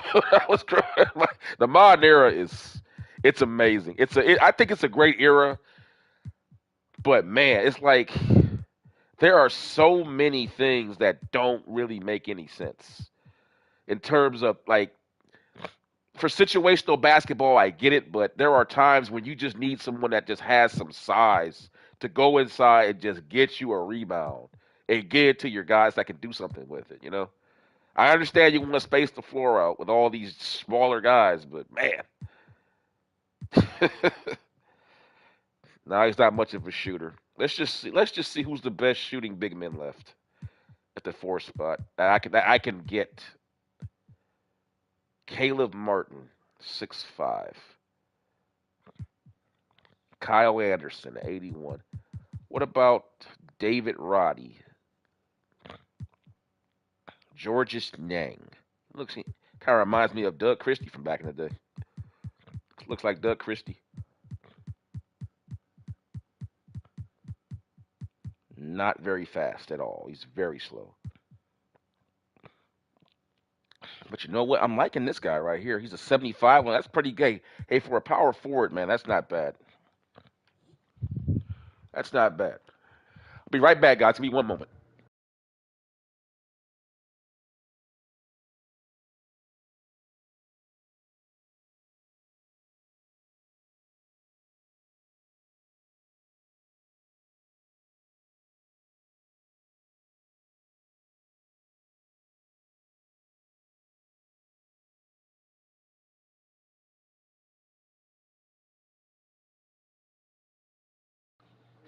All right, guys, I'm back. I take a little pause for the cause there. All right, let's see. David Roddy. Not worried about his rebounding. I just want somebody I can step out there and shoot that three. You know, I'll come back to the power forwards later. Let's go ahead and get my guard core solidified. Let's get this guard core solidified. Seth Curry, if you watch the Jordan series, hit some big shots. Clearly the best three-point shooter available. I think beyond even better than aging Klay Thompson, who got waived. Dorian Finney-Smith, 84 layup, can finish. He's a finisher. Can definitely shoot. Definitely can shoot. Cannot push the ball much, but I'm not worried about that in my 3 spot because I got Paul George. We can do some things with Paul because you can play Paul George at the point guard position very easily. He's got a lot of Penny Hardaway in him. Not a fast guy though. What about he's very agile though. So that means he's pretty good at manipulating himself around the basket, 3 and D. What are his badges? Aerial Wizard, bronze. Off-ball pass, that's good. We love that one. Off-ball menace. Pogo stick means he goes up really good in traffic quickly. Set shot, that's exactly what you need for play with Wilt. Set shot specialist. We can't have enough of those guys. Slippery off ball, that's what you need for Wilt. Being able to come off those screens. And that's it. Basketball IQ is high, physicals are high, 3-point shooting is up there. I'm liking this guy. What do you guys think? Dorian Finney-Smith, what do you guys think? I mean, we're talking about 80s and unders here. I mean, it's not. We're talking about getting the best for our bang for our buck. I'll put him on the draft board to come back to him. You got Talon Horton Tucker. Okay, who are my most agile? Who are my most agile small forwards? How about that? Caruso's available. Caruso's available. Caruso? I didn't suspect that. And he's an 82. And my goodness, this guy is. They got this guy looking like Gary Payton in '96. Sheesh, that steal rating. Holy crap. Guys, if that three-pointer is anything around an 80, he's in. Oh, he can't. You know what? He can't lay up for. He can't. He's not a finisher, but he can defend.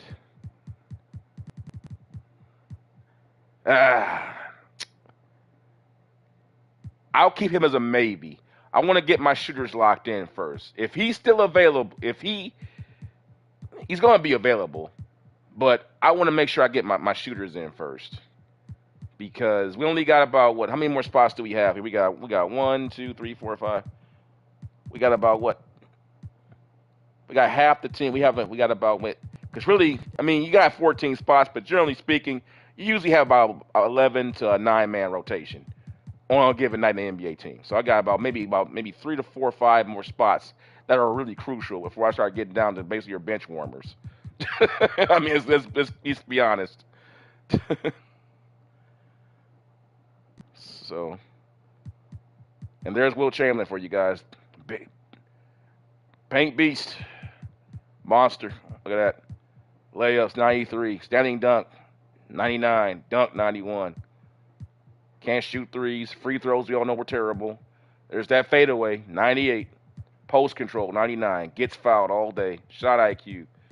No handles, but you wouldn't expect him to have none. 1962 Wilt Chamberlain, y'all. There he is.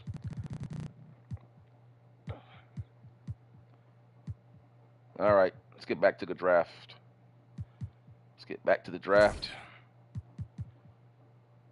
All right. So we were looking at small forwards. Klay Thompson, guys.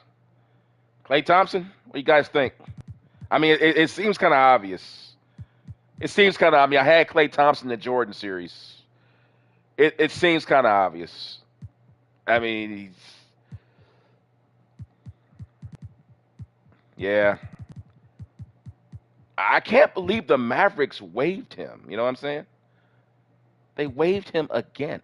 Especially, I mean, the first time the Jordan series was okay because at that time Luka was still with Dallas, so I can understand. But now with the loss of Luka Doncic, why would you waive Klay Thompson? I just don't understand that. Amazing. But you know what? 79, hey, listen, if there was ever a player who was born to play with Wilt Chamberlain in the modern era, it's this brother. Come on back, Klay. Let's do it again. Come on. Klay Thompson. San Francisco Warrior this time. Klay Thompson. We're going with Klay. So to reiterate, our 85 player is Paul George. We have Keon Ellis, Harrison Barnes, Paul George, Jose Alvarado, Klay Thompson to be our sixth man. Again, he was good in the Jordan series. They waived him again. So he was there. I want to thank everybody for tuning in. Hope you guys are enjoying the stream, having fun as we're making these picks here. Feel free to chime in. Give me your opinions, guys. I love it because my man Golden has some good picks. I think I'm going to take Lonzo Ball off the bench because obviously you need people to come in and do some other things. Lonzo is a good defensive player. He is a good playmaker. He just can't shoot. Now, in situations as the game goes on, he can come in and bring in some energy off the bench. I don't think that's a bad pick, in my opinion. But I just want to make sure I get enough shooters to have them coming in so I can refresh that lineup with shooters when guys get tired. And if I still have space, I might go ahead and take that Lonzo Ball pick because I think Golden made a good point with that Lonzo Ball pick. Well, I mean, because he made a point that Lonzo is a underrated defensive player, and that is absolutely true. He is underrated defensively. There's no question about that. We could use someone like that off the bench. We could also use Duncan Robinson, who is he's not Duncan Robinson's an 81. I thought he was better than that. Isaiah Joe, 3-pointer. My goodness, he's almost a freaking 80. He's almost a 90 almost. And he can finish. He's a decent finisher. Can he run? Can he run? Can he run? Yes, man. That's pretty slow for a two guard, though. See, I want my two guards to be around, 82 ish, 83 ish from the speed. They don't have to be burners. Just, be able to get out there and do a little something. You don't have to be Iverson, or De'Aaron Fox levels of speed, or Russell Westbrook 2012 levels of speed. We're not asking for superhuman here, but just be able to get out there and get by somebody in transition. Let's go ahead and see what the fastest two guards are available. Keon Johnson's a 93. Can he shoot? I don't even care about anything else. If he can shoot, I'm hiring him. Yeah, he can't shoot. He's a burner though, and he can't finish either on layups. That's surprising. So I hate when I see guys who have crazy speed but aren't good finishers. That don't go together. like you got crazy speed and hops, but you can't finish at a high rate. Like I expect that to be like an 83 or 85. You don't have to be a 90 or anything like that. Just something that you can depend on. Where he goes to the basket, okay, that's going in. That's that 70 on a layup, man. Come on, I can't mess with you, man. I can't do it. I love his speed though. That speed's ridiculous. 93 speed. I mean, there's very few guys in the NBA that even have a 90 on the speed. Very few. Let's go with D. Who's got the best? Who got the best defensive consistency? Let's go with that. Marcus Smart, of course. He's been a defensive stopper for years, but not a shooter. I know that. I don't have to look. I know he can't shoot. And he's 82. Can't take it. He's too high anyway. So he doesn't even qualify. Doesn't even qualify. Andrew Nimhard. Jalen Clark. At this point, it's getting lower and lower. Perimeter defenders. Who are the best perimeter defenders left? Chris Dunn. They got Chris Dunn. Oh, that's a steal rating. Okay. Caldwell Pope. Caldwell Pope can. Okay. Good, great speed, good agility, good defensive player. Can he shoot? If you can shoot, you're hired. 81. Can he finish? 76. Okay. He's hired. We're taking Caldwell Pope.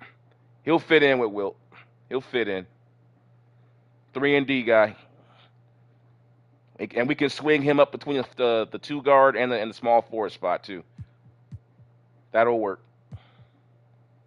And he's a bit of a burner too. He can get out and run. That'll work. All right. Just took a two guard. Now let's go ahead and get. Let's go back to that power forward. We need to get that power forward locked up for that backup. That sewed up.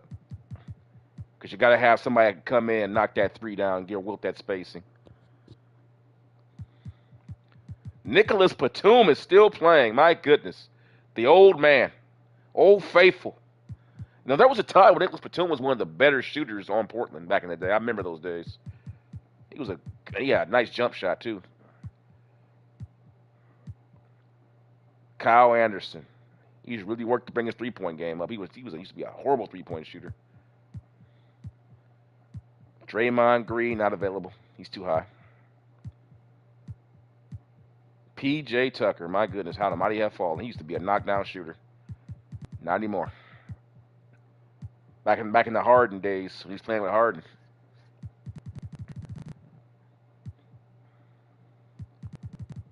Let's get over here. So these are the top 3-point shooters. for the power forward spot. I hate to say this, but I might just go ahead and take Laveri because he's just so. Look at it. It says stretch four. It doesn't get any more obvious. I mean, he is what it says. I mean, he's exactly what I'm looking for, and he's a backup. He's just there to shoot. I mean, quite frankly, he's there to space the floor, and he's a great shooter too. I mean, 87 is dang near fire. Anything sub, when you're like 87 to 90, 91. The only person on the game that's like up there, like you're talking like Steph Curry, Larry Bird status at that point, like 95 and all that Ray Allen status. Like 87, man, you're like just fire and forget. So yeah, he's on. I'm taking him because he's gonna be a backup anyway. He ain't gonna never start. I just need him to come in and relieve either Barnes, George. They'll be playing up front at various points. So I'm just taking him just because his 3-pointer is so fire. He's gonna hit some big shot at some point. You're gonna hear me say, Jake driving the stake. Drake driving the stake. You're gonna hear me say that one day. Jake with the stake in the heart. So, okay, we got the power forward stretch 5 locked up. Let's go ahead and get that point guard situation locked up too. Just to get that, you know what? For Golden, if you're still watching, bro, this is for you, bro. We're going with Lonzo. We're taking Lonzo Ball, man. Lonzo Ball, my energy guy. Lonzo Ball will be my energy guy. He'll come off the bench, push the ball, tough defense. He'll come in there, make plays for guys, get the offense going and run. We're going with Lonzo. Yeah, I just took him, man. Per your advice. Because I wasn't even thinking about Lonzo until you made the point that he's a surprisingly good defender. And you know what? You're right. You can't deny those facts. I mean, his whole career, you can say whatever you want about Lonzo Ball, but he has never been a defensive liability, ever. Even going back to his days at UCLA when he was playing, he was always good defensively. So you have to give him his due. So yeah, that's why I took him. I took him based on Golden's advice there. So now we're down to the nitty gritty. Let's go ahead and reiterate, guys. We obviously have Wilt Chamberlain. We have Keon Ellis, 3 and D. Harrison Barnes, our stretch 4-man, who will be starting. Paul George, our second best player. 85 card was spent on him. He's our swing man. He's going to be basically our Scottie Pippen with a jump shot, basically. He's going to swing from the 1 spot all the way up to the 4. He's going to play defense on all 4 positions. But he can also shoot to go along with that and make plays. Alvarado, he's going to be our 3 and D stopper. Klay Thompson is going to be Klay Thompson. We know what Klay is. I can't for the life of me see why he got waived this time. I could understand the first time because Luka was still there in the Jordan series. But since then, I got the new roster update, and they still waived him. That is amazing. That's amazing. We got Caldwell Pope. He's got some great athletic ability, a good finisher, can shoot the 3. He can be able to swing up from the 2 to the 3 spot. We got Laveria he's just gonna come in and he got one job. He's gonna be like Matt Bullard was. If you guys remember the Houston Rockets from the 90s, 94, 95 Rockets, remember Matt Bullard? Jake Laveria is gonna be our Matt Bullard. That tall, lanky guy that does one job, stand in the corner and shoot that 3. That's all you're gonna do. He's gonna be our Matt Bullard. If you guys remember back that far. He's got one job. Shoot that damn 3. All right, let's go ahead and round this team out. We got what, 4 spots left? Yep, 4 spots left to go. 1, 2, 3, 4, 5. We got 5 spots left. 5 spots. Let me see here. Okay, we have 1 natural point. We got 2 point guards. We have 3 true forwards, small forwards rather, and 1 true power forward, which it really doesn't matter. In today's game, it really doesn't even matter. Most teams play small ball anyway. I tell you what I could use some more of. Let me get me, you know what, just in case, let me go ahead and give me a backup center. Even though I know Wilt's going to be playing, give me that backup center that you know that you can go Twin Towers with, you know what I mean? Like, it's like just to give me the option to be able to go Twin Towers. It's something that you're not going to depend on, but it's something that you know you can go to, and Steven Adams might be the guy. He might be the guy because you know he ain't gonna play that many minutes. I just want to be able to shake things up and give that look to have that other big rebounding force alongside Wilt, who can also intimidate shots at the basket in spurts. Maybe you go with that lineup for maybe 5 minutes, 6 minutes in the game, but you don't stay in it more longer than that. You know what I mean?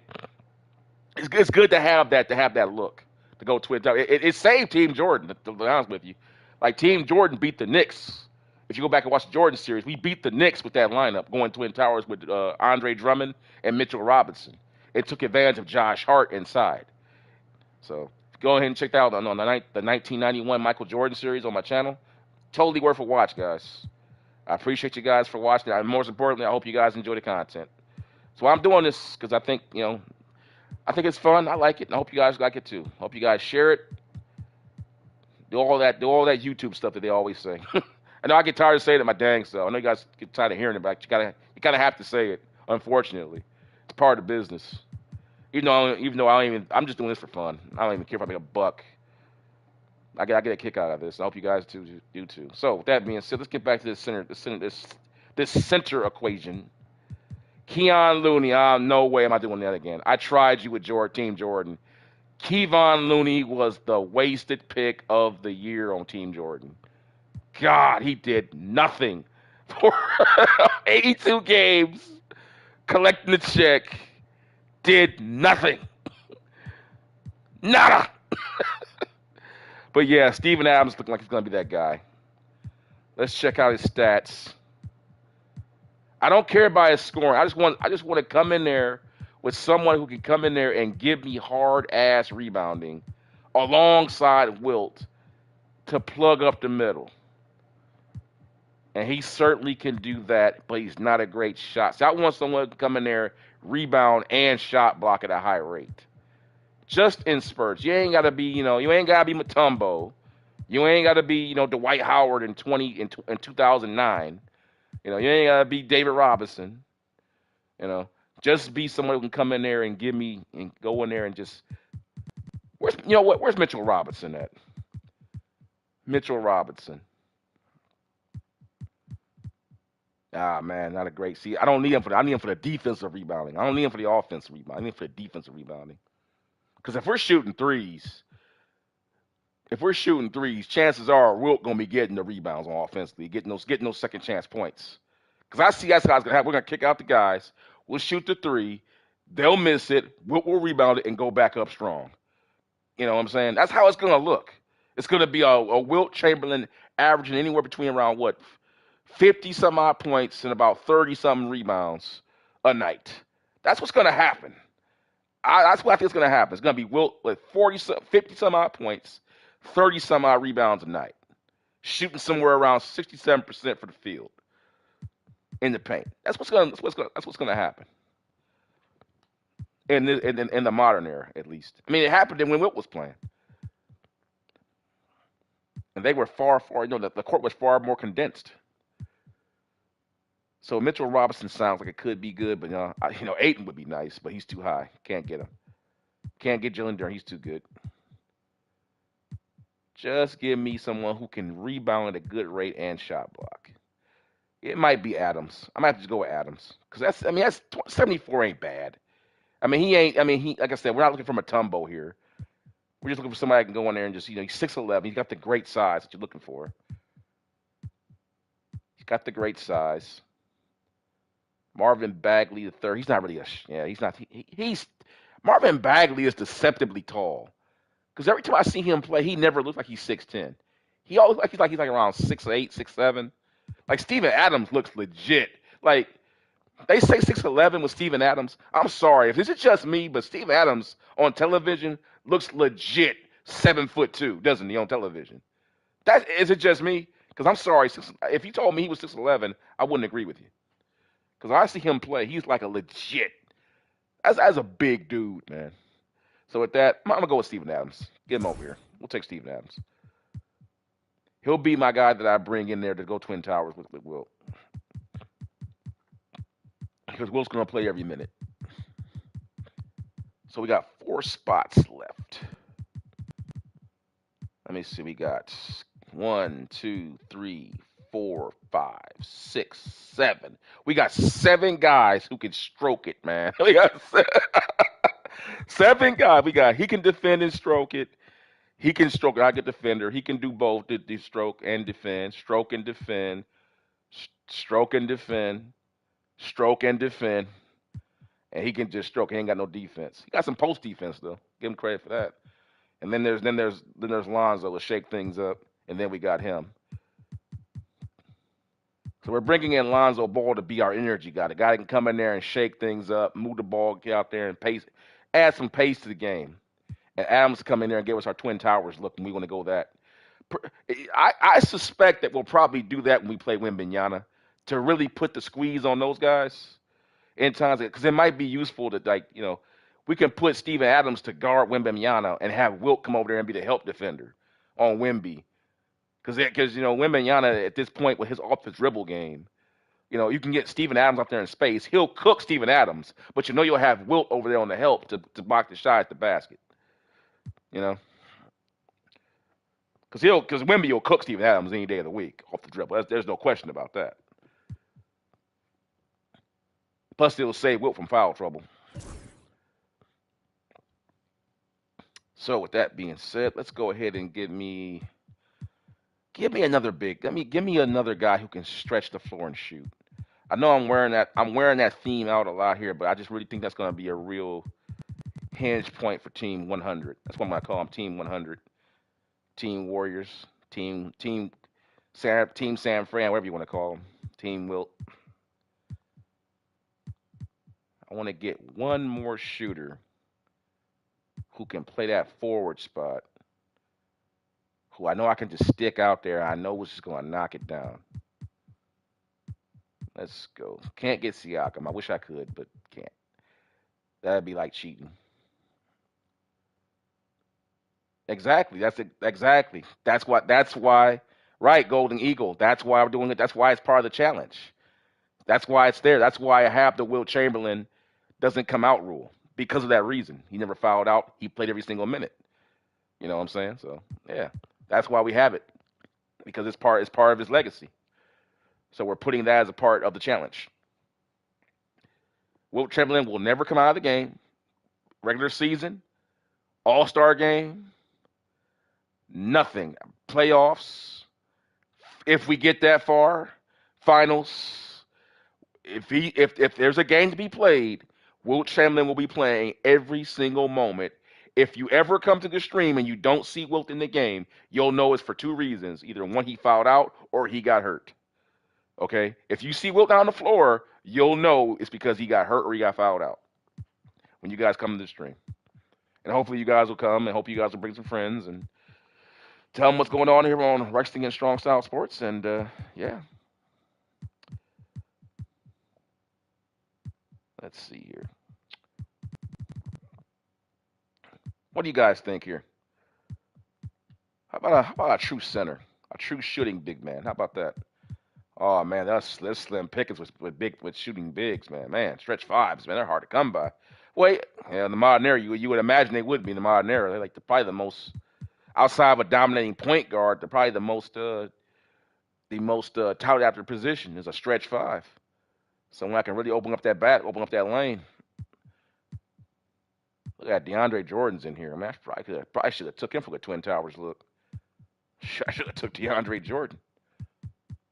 What's his rebounding looking like?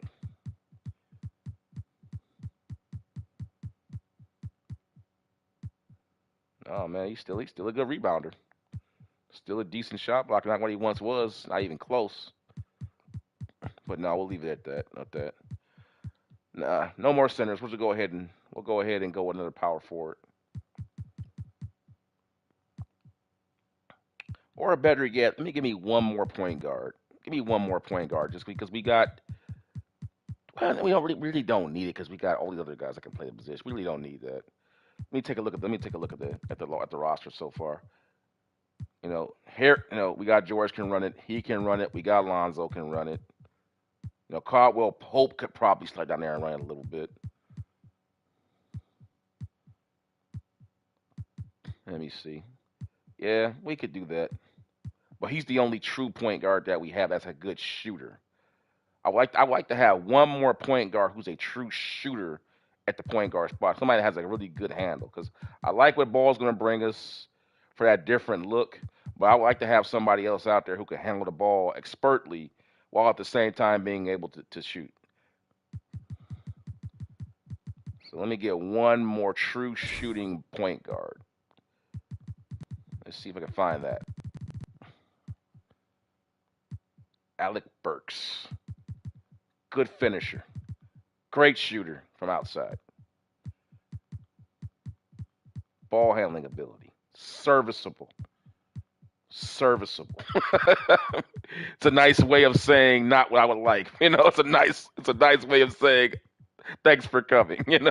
It's serviceable. Not the speed. I think he would work. AJ Mitchell. Malcolm Brogdon too high. He's 81. Can't take him too high. Mike Conley. What do you guys think? Old Faithful? Old Faithful? What do you think? 3-pointer, knocked down, not 84. Finishing, not without. No, I'd rather get Burks then. Yeah, I'd be better off getting Burks. Even though Conley's probably got better speed. I already know he does. Even at this age, I know he's faster. Yeah, Golden. Yeah, no Mike Conley. Golden. No Mike Conley. Yeah, Old Faithful. 3 years ago, I'd have been all over it, but 3 years ago, he wouldn't have been available. He'd probably be 85 overall. 3 years ago. What's his speed? He's still an 83 on his speed after all these years. That is amazing.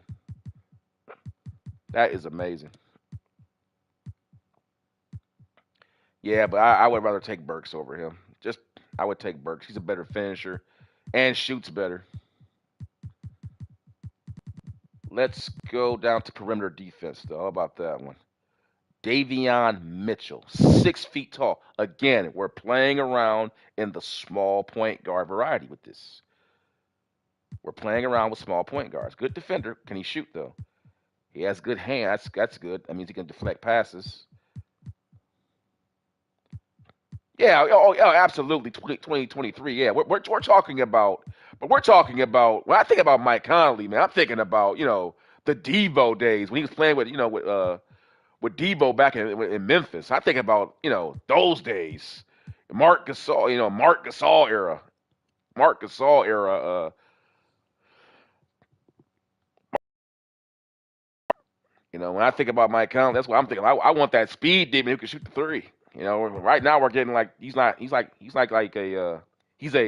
speed demon. He's a pace demon now. He's gone from speed demon to pace gremlin. He's not a speed demon anymore. He's gone from speed demon to pace gremlin. At this age, he's a pace gremlin.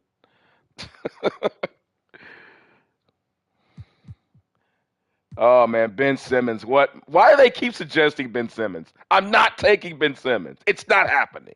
No. Get him out of here. No chance. Yeah, dude. Yeah. Hey, Golden Eagle, when it comes to sports, man, you're gonna find that people forget a lot of things. That's what Rexton Strong Style Sports is all about.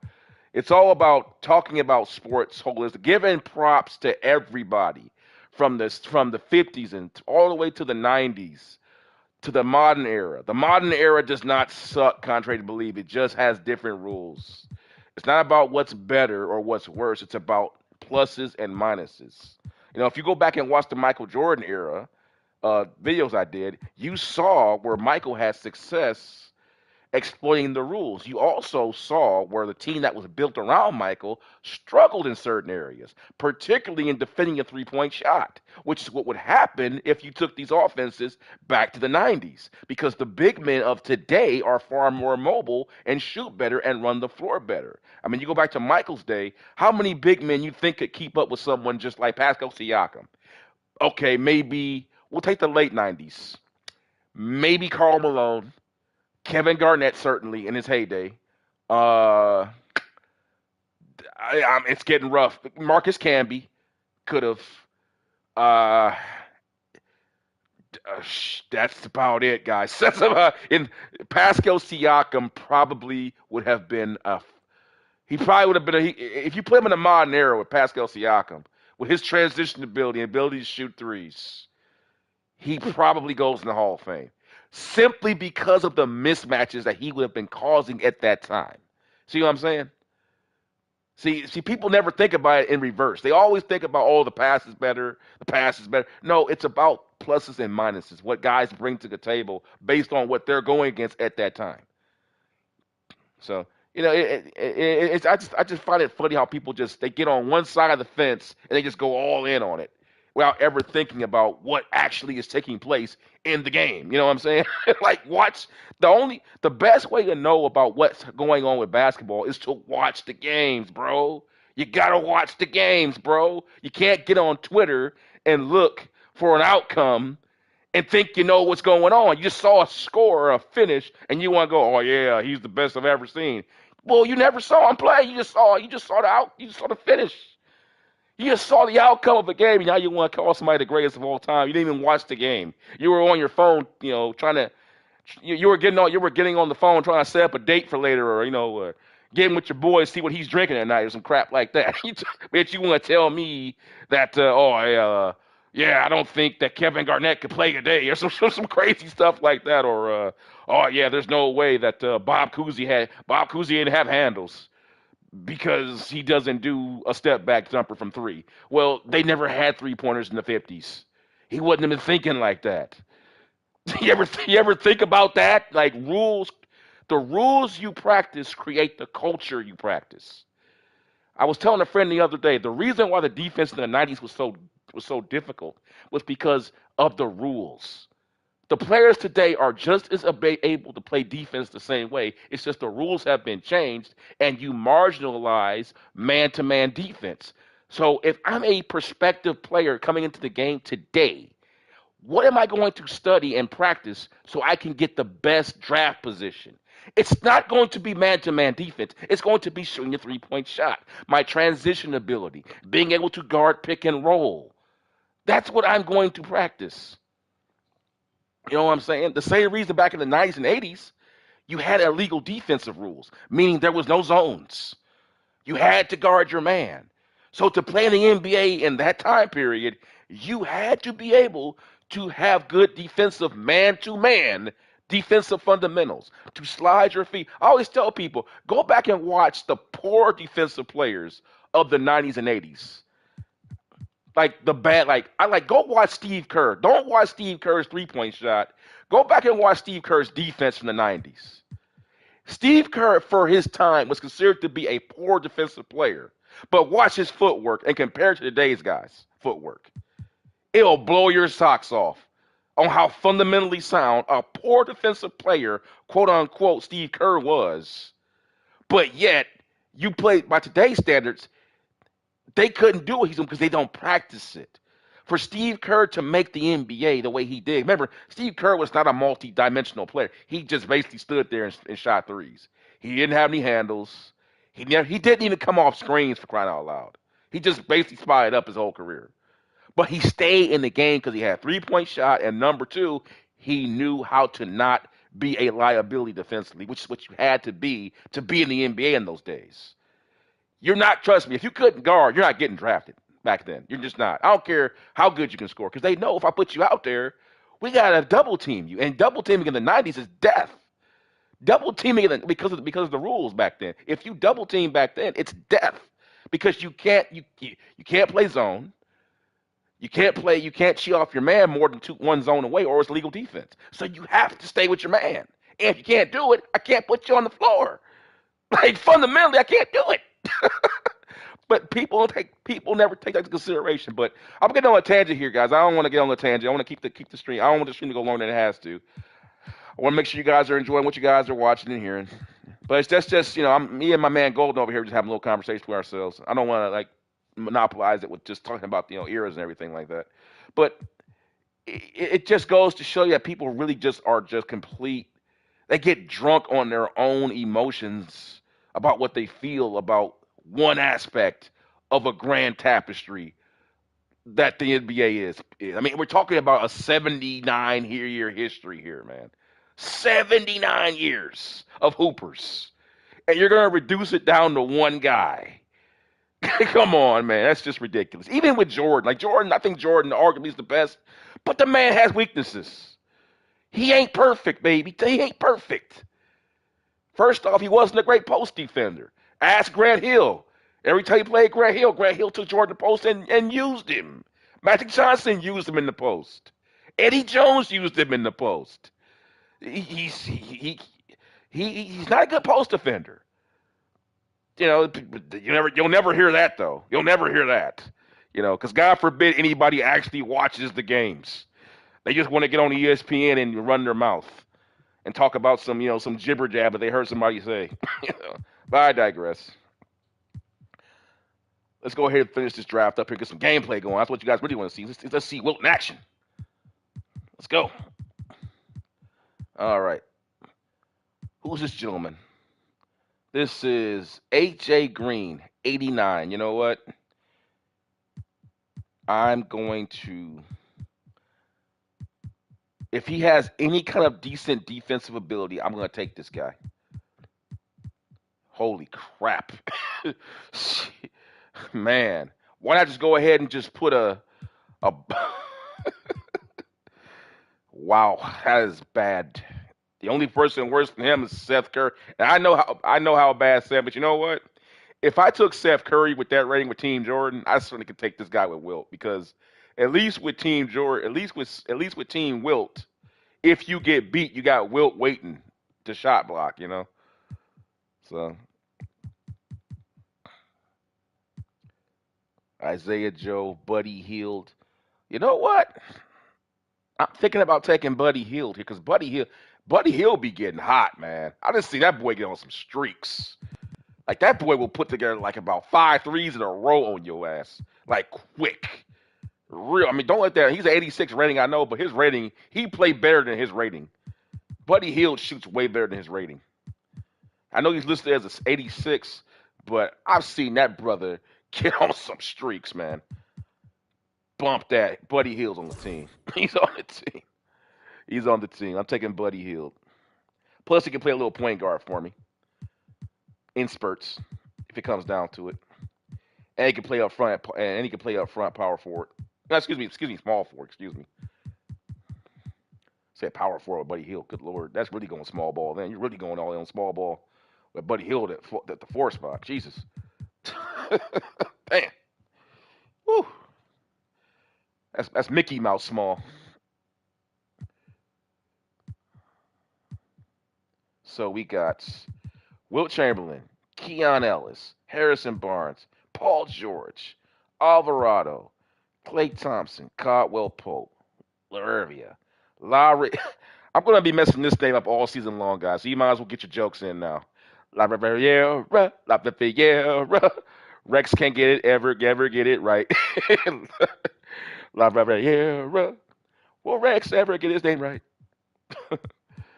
Oh, man. It's gonna be brutal on that name pronouncing it, especially in fourth quarter and crunch time when I start talking fast and everything. All right, we got 3 spots to go here, guys. 3 spots to go. What's left? Let's see who we got here. We got Ellis, small shooting guard. We got Barnes, small forward. Small forward, Paul George, point guard. So we have 3 small forwards. We have essentially 3-point. I mean, I'm basically calling Buddy here. Well, he's really off guard. He's off guard because I want one more true shooting point guard I can put in who's a really good ball handler.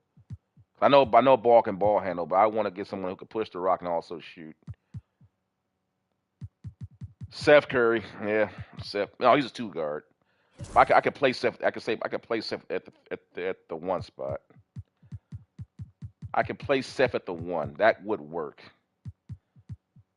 Can't get McConnell. They're too good. Or Brogdon. He's too good. Connolly. DiVincenzo. First off, who are my knockdown guys? Who are my knockdown guys? That's what I want to see first. Who are my knockdown guys? I consider a knockdown anything 84. Anything above an 84 and up is a knockdown to me. 83's pushed it, but 84 and up is knockdown. Tyler Kolek, 74 overall. Looks like Mark Price. He looks like he could be Mark Price's son. That looks just like Mark Price in the 90s, man. Jesus.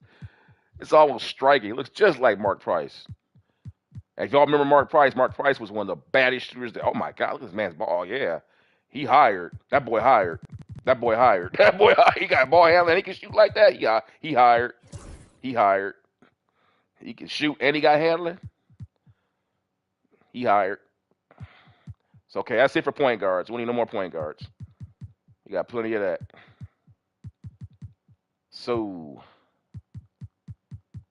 we got Steven Adams. Got him. All right, go ahead and give me. I'm going to get me just one more center. A power forward / center. Someone who could swing in there. A tweener, so to speak. Someone who could go in there, rebound, and shoot the three. He ain't got to be a great, just a tweener. And I'm thinking Jalen Williams.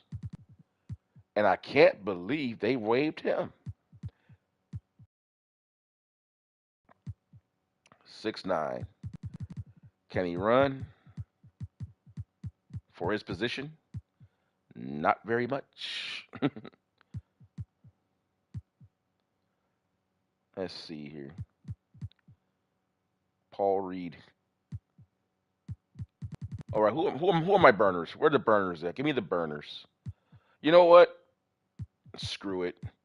Where's that guy that I saw? I saw a guy who was a center or a power forward, Keyshawn Johnson. Because if you remember, it's funny that Shed come. I remember I took Shed in the Jordan series simply because of this. I drafted Shed for 91 Michael Jordan series simply because of that rating. When I got low, it's like he can come in there and shake things up. And he did. Shed was instrumental coming in, changing the tempo for about a good 3 minutes. 3 minutes. And then he takes a shot, and then you're like, okay, we can't keep this going. Now, he may have improved since then because he wasn't ranked this. He was a 69 on Jordan team. So we're going to go ahead and go with Keish.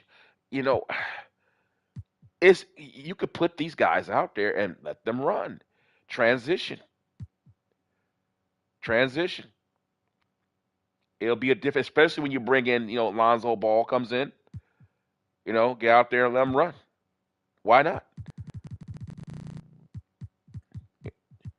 I say you get these two guys, especially Mogbo and Johnson. You bring in Mogbo and Johnson, yeah, and they're decent shooters. They're decent. And they can get out there and run the wings. They can even swing down to the small forward spot. Come in there. How y'all feeling about that? You bringing in that speed look, that Greyhound look. You know what I mean? Kind of like, remember, if you guys can remember the New Jersey Nets of the early 2000s with Jason Kidd, with Kenyon Martin, Kerry Kittles. You know what I'm talking about? They weren't great shooters, but they could run. I mean, that fast break, that New Jersey fast break in 02 was sick with Kittles and Kenyon Martin. They were gone, man. So, yeah. Because you got to think, Wilt Chamberlain getting those outlet passes going out. I'll take this kid here because he's a better finisher. Other guys faster, but this kid's a finisher. See that driving layup? Richard Jefferson. Oh, my goodness. Thank you. Absolutely. God, Richard, people forget. Richard used to be a burner, man. God, he used to be a burner. God, they had some speed on that team. He just didn't have an offensive player that could go to beat the help out. Because if you remember, in the NBA Finals 2002, I know it was a sweep, but Game 3 was a classic. Game 3 is like one of the hidden NBA Finals classic games that you've probably never seen. Like anybody, go back and watch Game 3 of the 2002 NBA Finals. It is a classic. I know the Nets got swept that series, but that Game 3 was a classic. Okay, that was one of the all-time great NBA Finals games. Please do yourself a favor if you can find that on YouTube. Go watch that, please. Man, everybody played great in that game.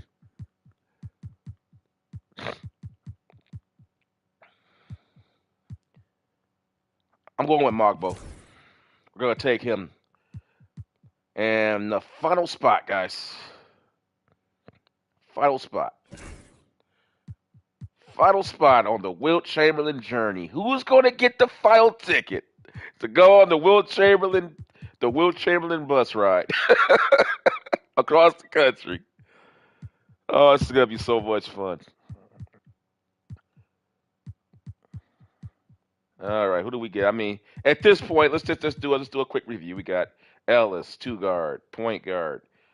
Excuse me, two guard, small forward. Paul George, my 85 player, my second best player. Alvarado, my starting point guard, at least for now, at least. We'll see how it goes. I think he'll do great. I think he'll do great. We got Klay Thompson. Again, Klay Thompson coming back. We got Caldwell Pope. We got La Riviera. La V. I can't get it. I just can't say it, man. And it's not even that hard of a name. It's just, there's so many vowels hitting you, like La, Ra, Via. It's just too many vowels for me, you know? It's too many vowels, man. Gosh. We got Jakey. We got Jakey La. Jake La. I just call him Jakey La. We got Lonzo Ball. We got Steven Adams, Buddy Hield, Kolek, and Mogbo to be my burner for my fast break to shake things up. He won't play big man, so we'll just bring him in there, get out there, and get in transition, bro. Just get out there and get what you can get. I don't care if it's like just a layup. It might mean the difference between winning and losing. So with that being said, let's give me. We got Wilt. We got Steven Adams at center for my Twin Towers look. You know what? Let's go ahead. You know what, guys? If we're gonna go for Twin Tower, let's go triple towers because let's see if we can find a 6'9" ish, 6'10" ish power forward who can swing down to the small forward spot and give them. If you guys watched my stream, I made reference to how the Milwaukee Bucks resemble the '86 Lakers defensively. Like if you compare Robert Parrish, I'm not talking in terms of talent. I'm talking in terms of size and length. Like compare Parrish, McHale, and Bird with the Milwaukee Bucks, Lopez, Giannis, and Middleton. See what I'm going for here? Those guys have so much size and length that even with defensive 3 seconds, they can still defend the basket even while rotating because they have the length to get back. If you go back and watch my Jordan series, that was the one team that gave Michael the most problems around the basket because they had all that length from three positions that they can still collapse at the basket even while rotating. Because natural reason is if you have more length, that's less distance you have to travel to affect shots. And that's what you saw. I meant that's what you saw with Bird, Parrish, and McHale when they played. And I felt like Lopez, Giannis, and Milton give you that same. They're the only team in the NBA that really gives you that look, that old school style big wall defense that you just don't see anymore. Like I said, the Bucks have they have an old school defensive look to them. You don't see that anymore. With that big 7 footer in the lane, with the two surrounding guys who are over like 6'9" to 6'10". You don't see that anymore in the NBA. That is like that's like 70s, 80s defensive looks. You don't see any like other than that. You got to go back to the 90s Knicks maybe with Patrick Ewing, Charles Smith, and Charles Oakley. But Oakley wasn't that tall and that rangy, but he had intimidation factor for sure. But yeah, let me go ahead and find one. Let me find one small forward who can swing up there and give me that look. So when I go Twin Tower, I could put Wilt at the power forward because he's actually a better athlete. It would make more sense because he'll be more likely to defend 3-point shot than uh, than Adams would be. We could put Wilt at the power forward. Can't get Middleton, unfortunately. Hatchie Moore is 6'8". I'm looking for somebody who's just like I want somebody 6'11". Give me a 6'11" power forward if you would. Somebody who's 6'11". That's what I'm looking for here. 6'11". 6'11". Come on. There we go. 6'11". Kyle Filipkowski. Can he move his feet? He is long. I could swing him down to the what? I could put him at the power forward spot and put Wilt the small forward. I mean, you could do that. I got faith in Wilt because Wilt. Remember, in '62, Wilt Chamberlain is a superhuman athlete. People forget Wilt was like Olympic levels of athleticism. Like his hops and his speed was out of this world, and his strength. So, with that being said, let's see here. Because I don't want to get somebody who's a complete stiff and put him out there. That would be horrible. You want someone who can. Oh, this guy's pretty speedy. Yeah, he's pretty quick. But I'm looking more for agility, right? Because you want someone who can really move.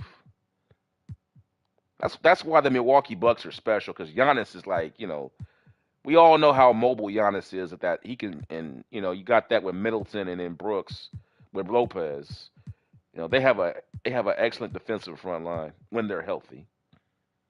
Maxi Kleber, 6'10".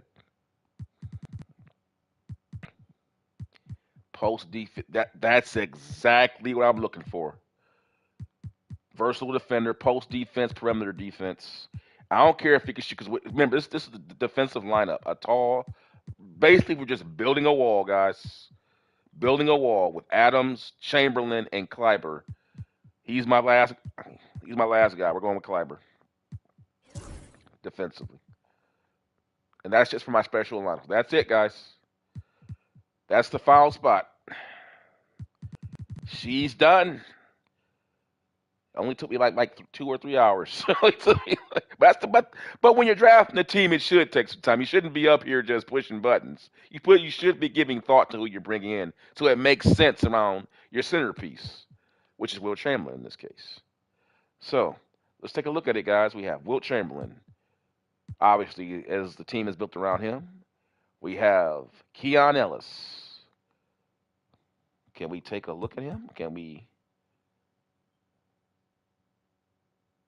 No, I don't want to exit just yet. We have Kenya. I want to be able to bring him up. Can I bring him up?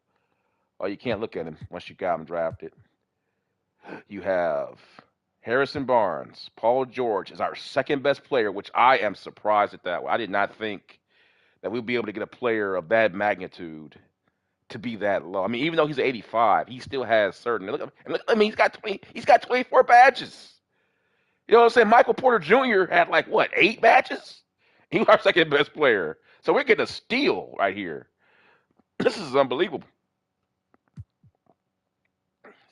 Alvarado, Clay Thompson, Caldwell Pope. Oh God, here we go. La Ravia. We got Lonzo Ball. My man Golden. My man Golden's pick. I'll always shout you out when I put him in. I'll shout you out every time, brother. That was your pick. We got Steven Adams, Buddy Hield, Tyler Kolek, Jonathan Mogbo, and Maxi Kleber to come in to be our triple towers look. This is our guy for our fast break speed when we really want to get fast.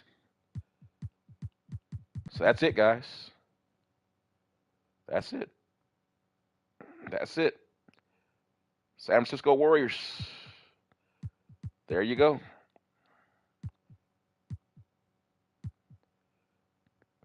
Paul George, he has one more badge than Wilt does.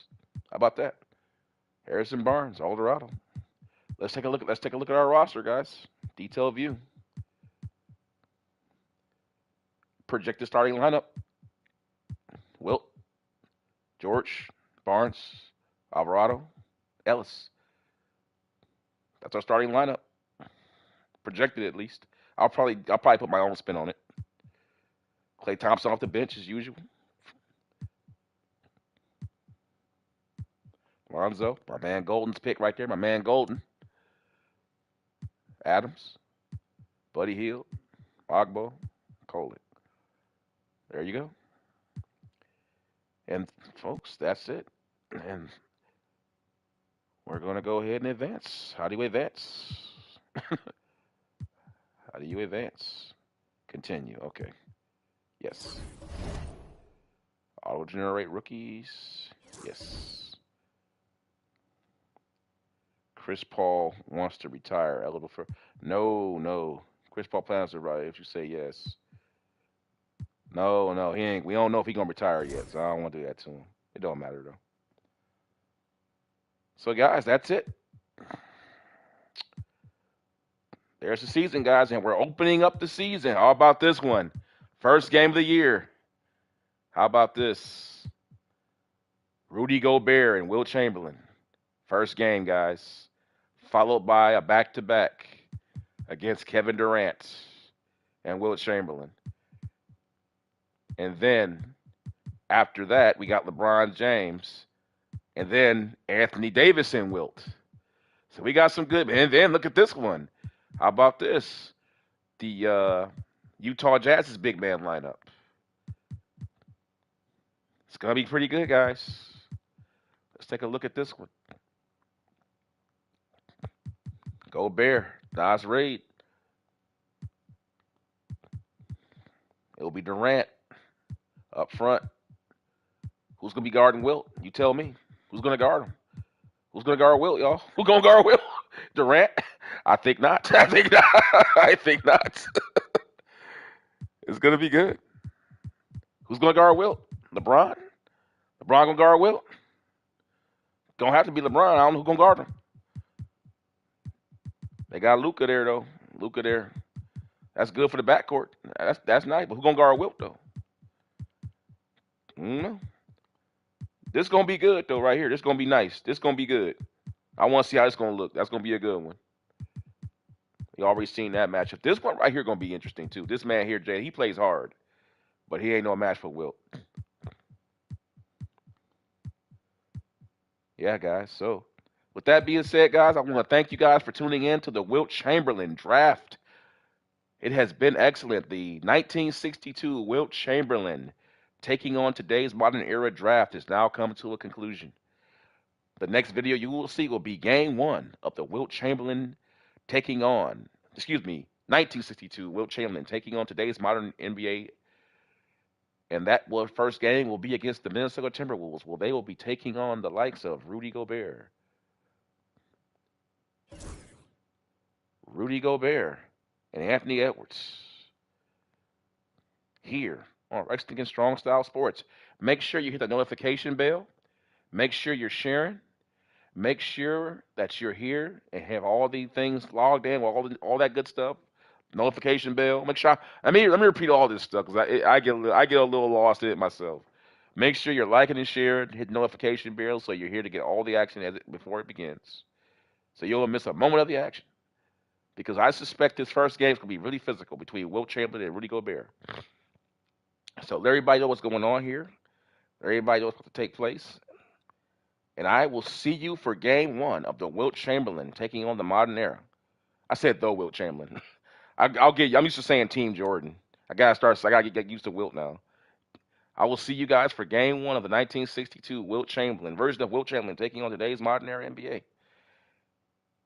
Like, share, subscribe, hit the notification bell, guys, and I will see you for game one against Minnesota Timberwolves. Peace, and thank you for watching. I hope you had fun. I know I did. Appreciate all of you guys. See you soon.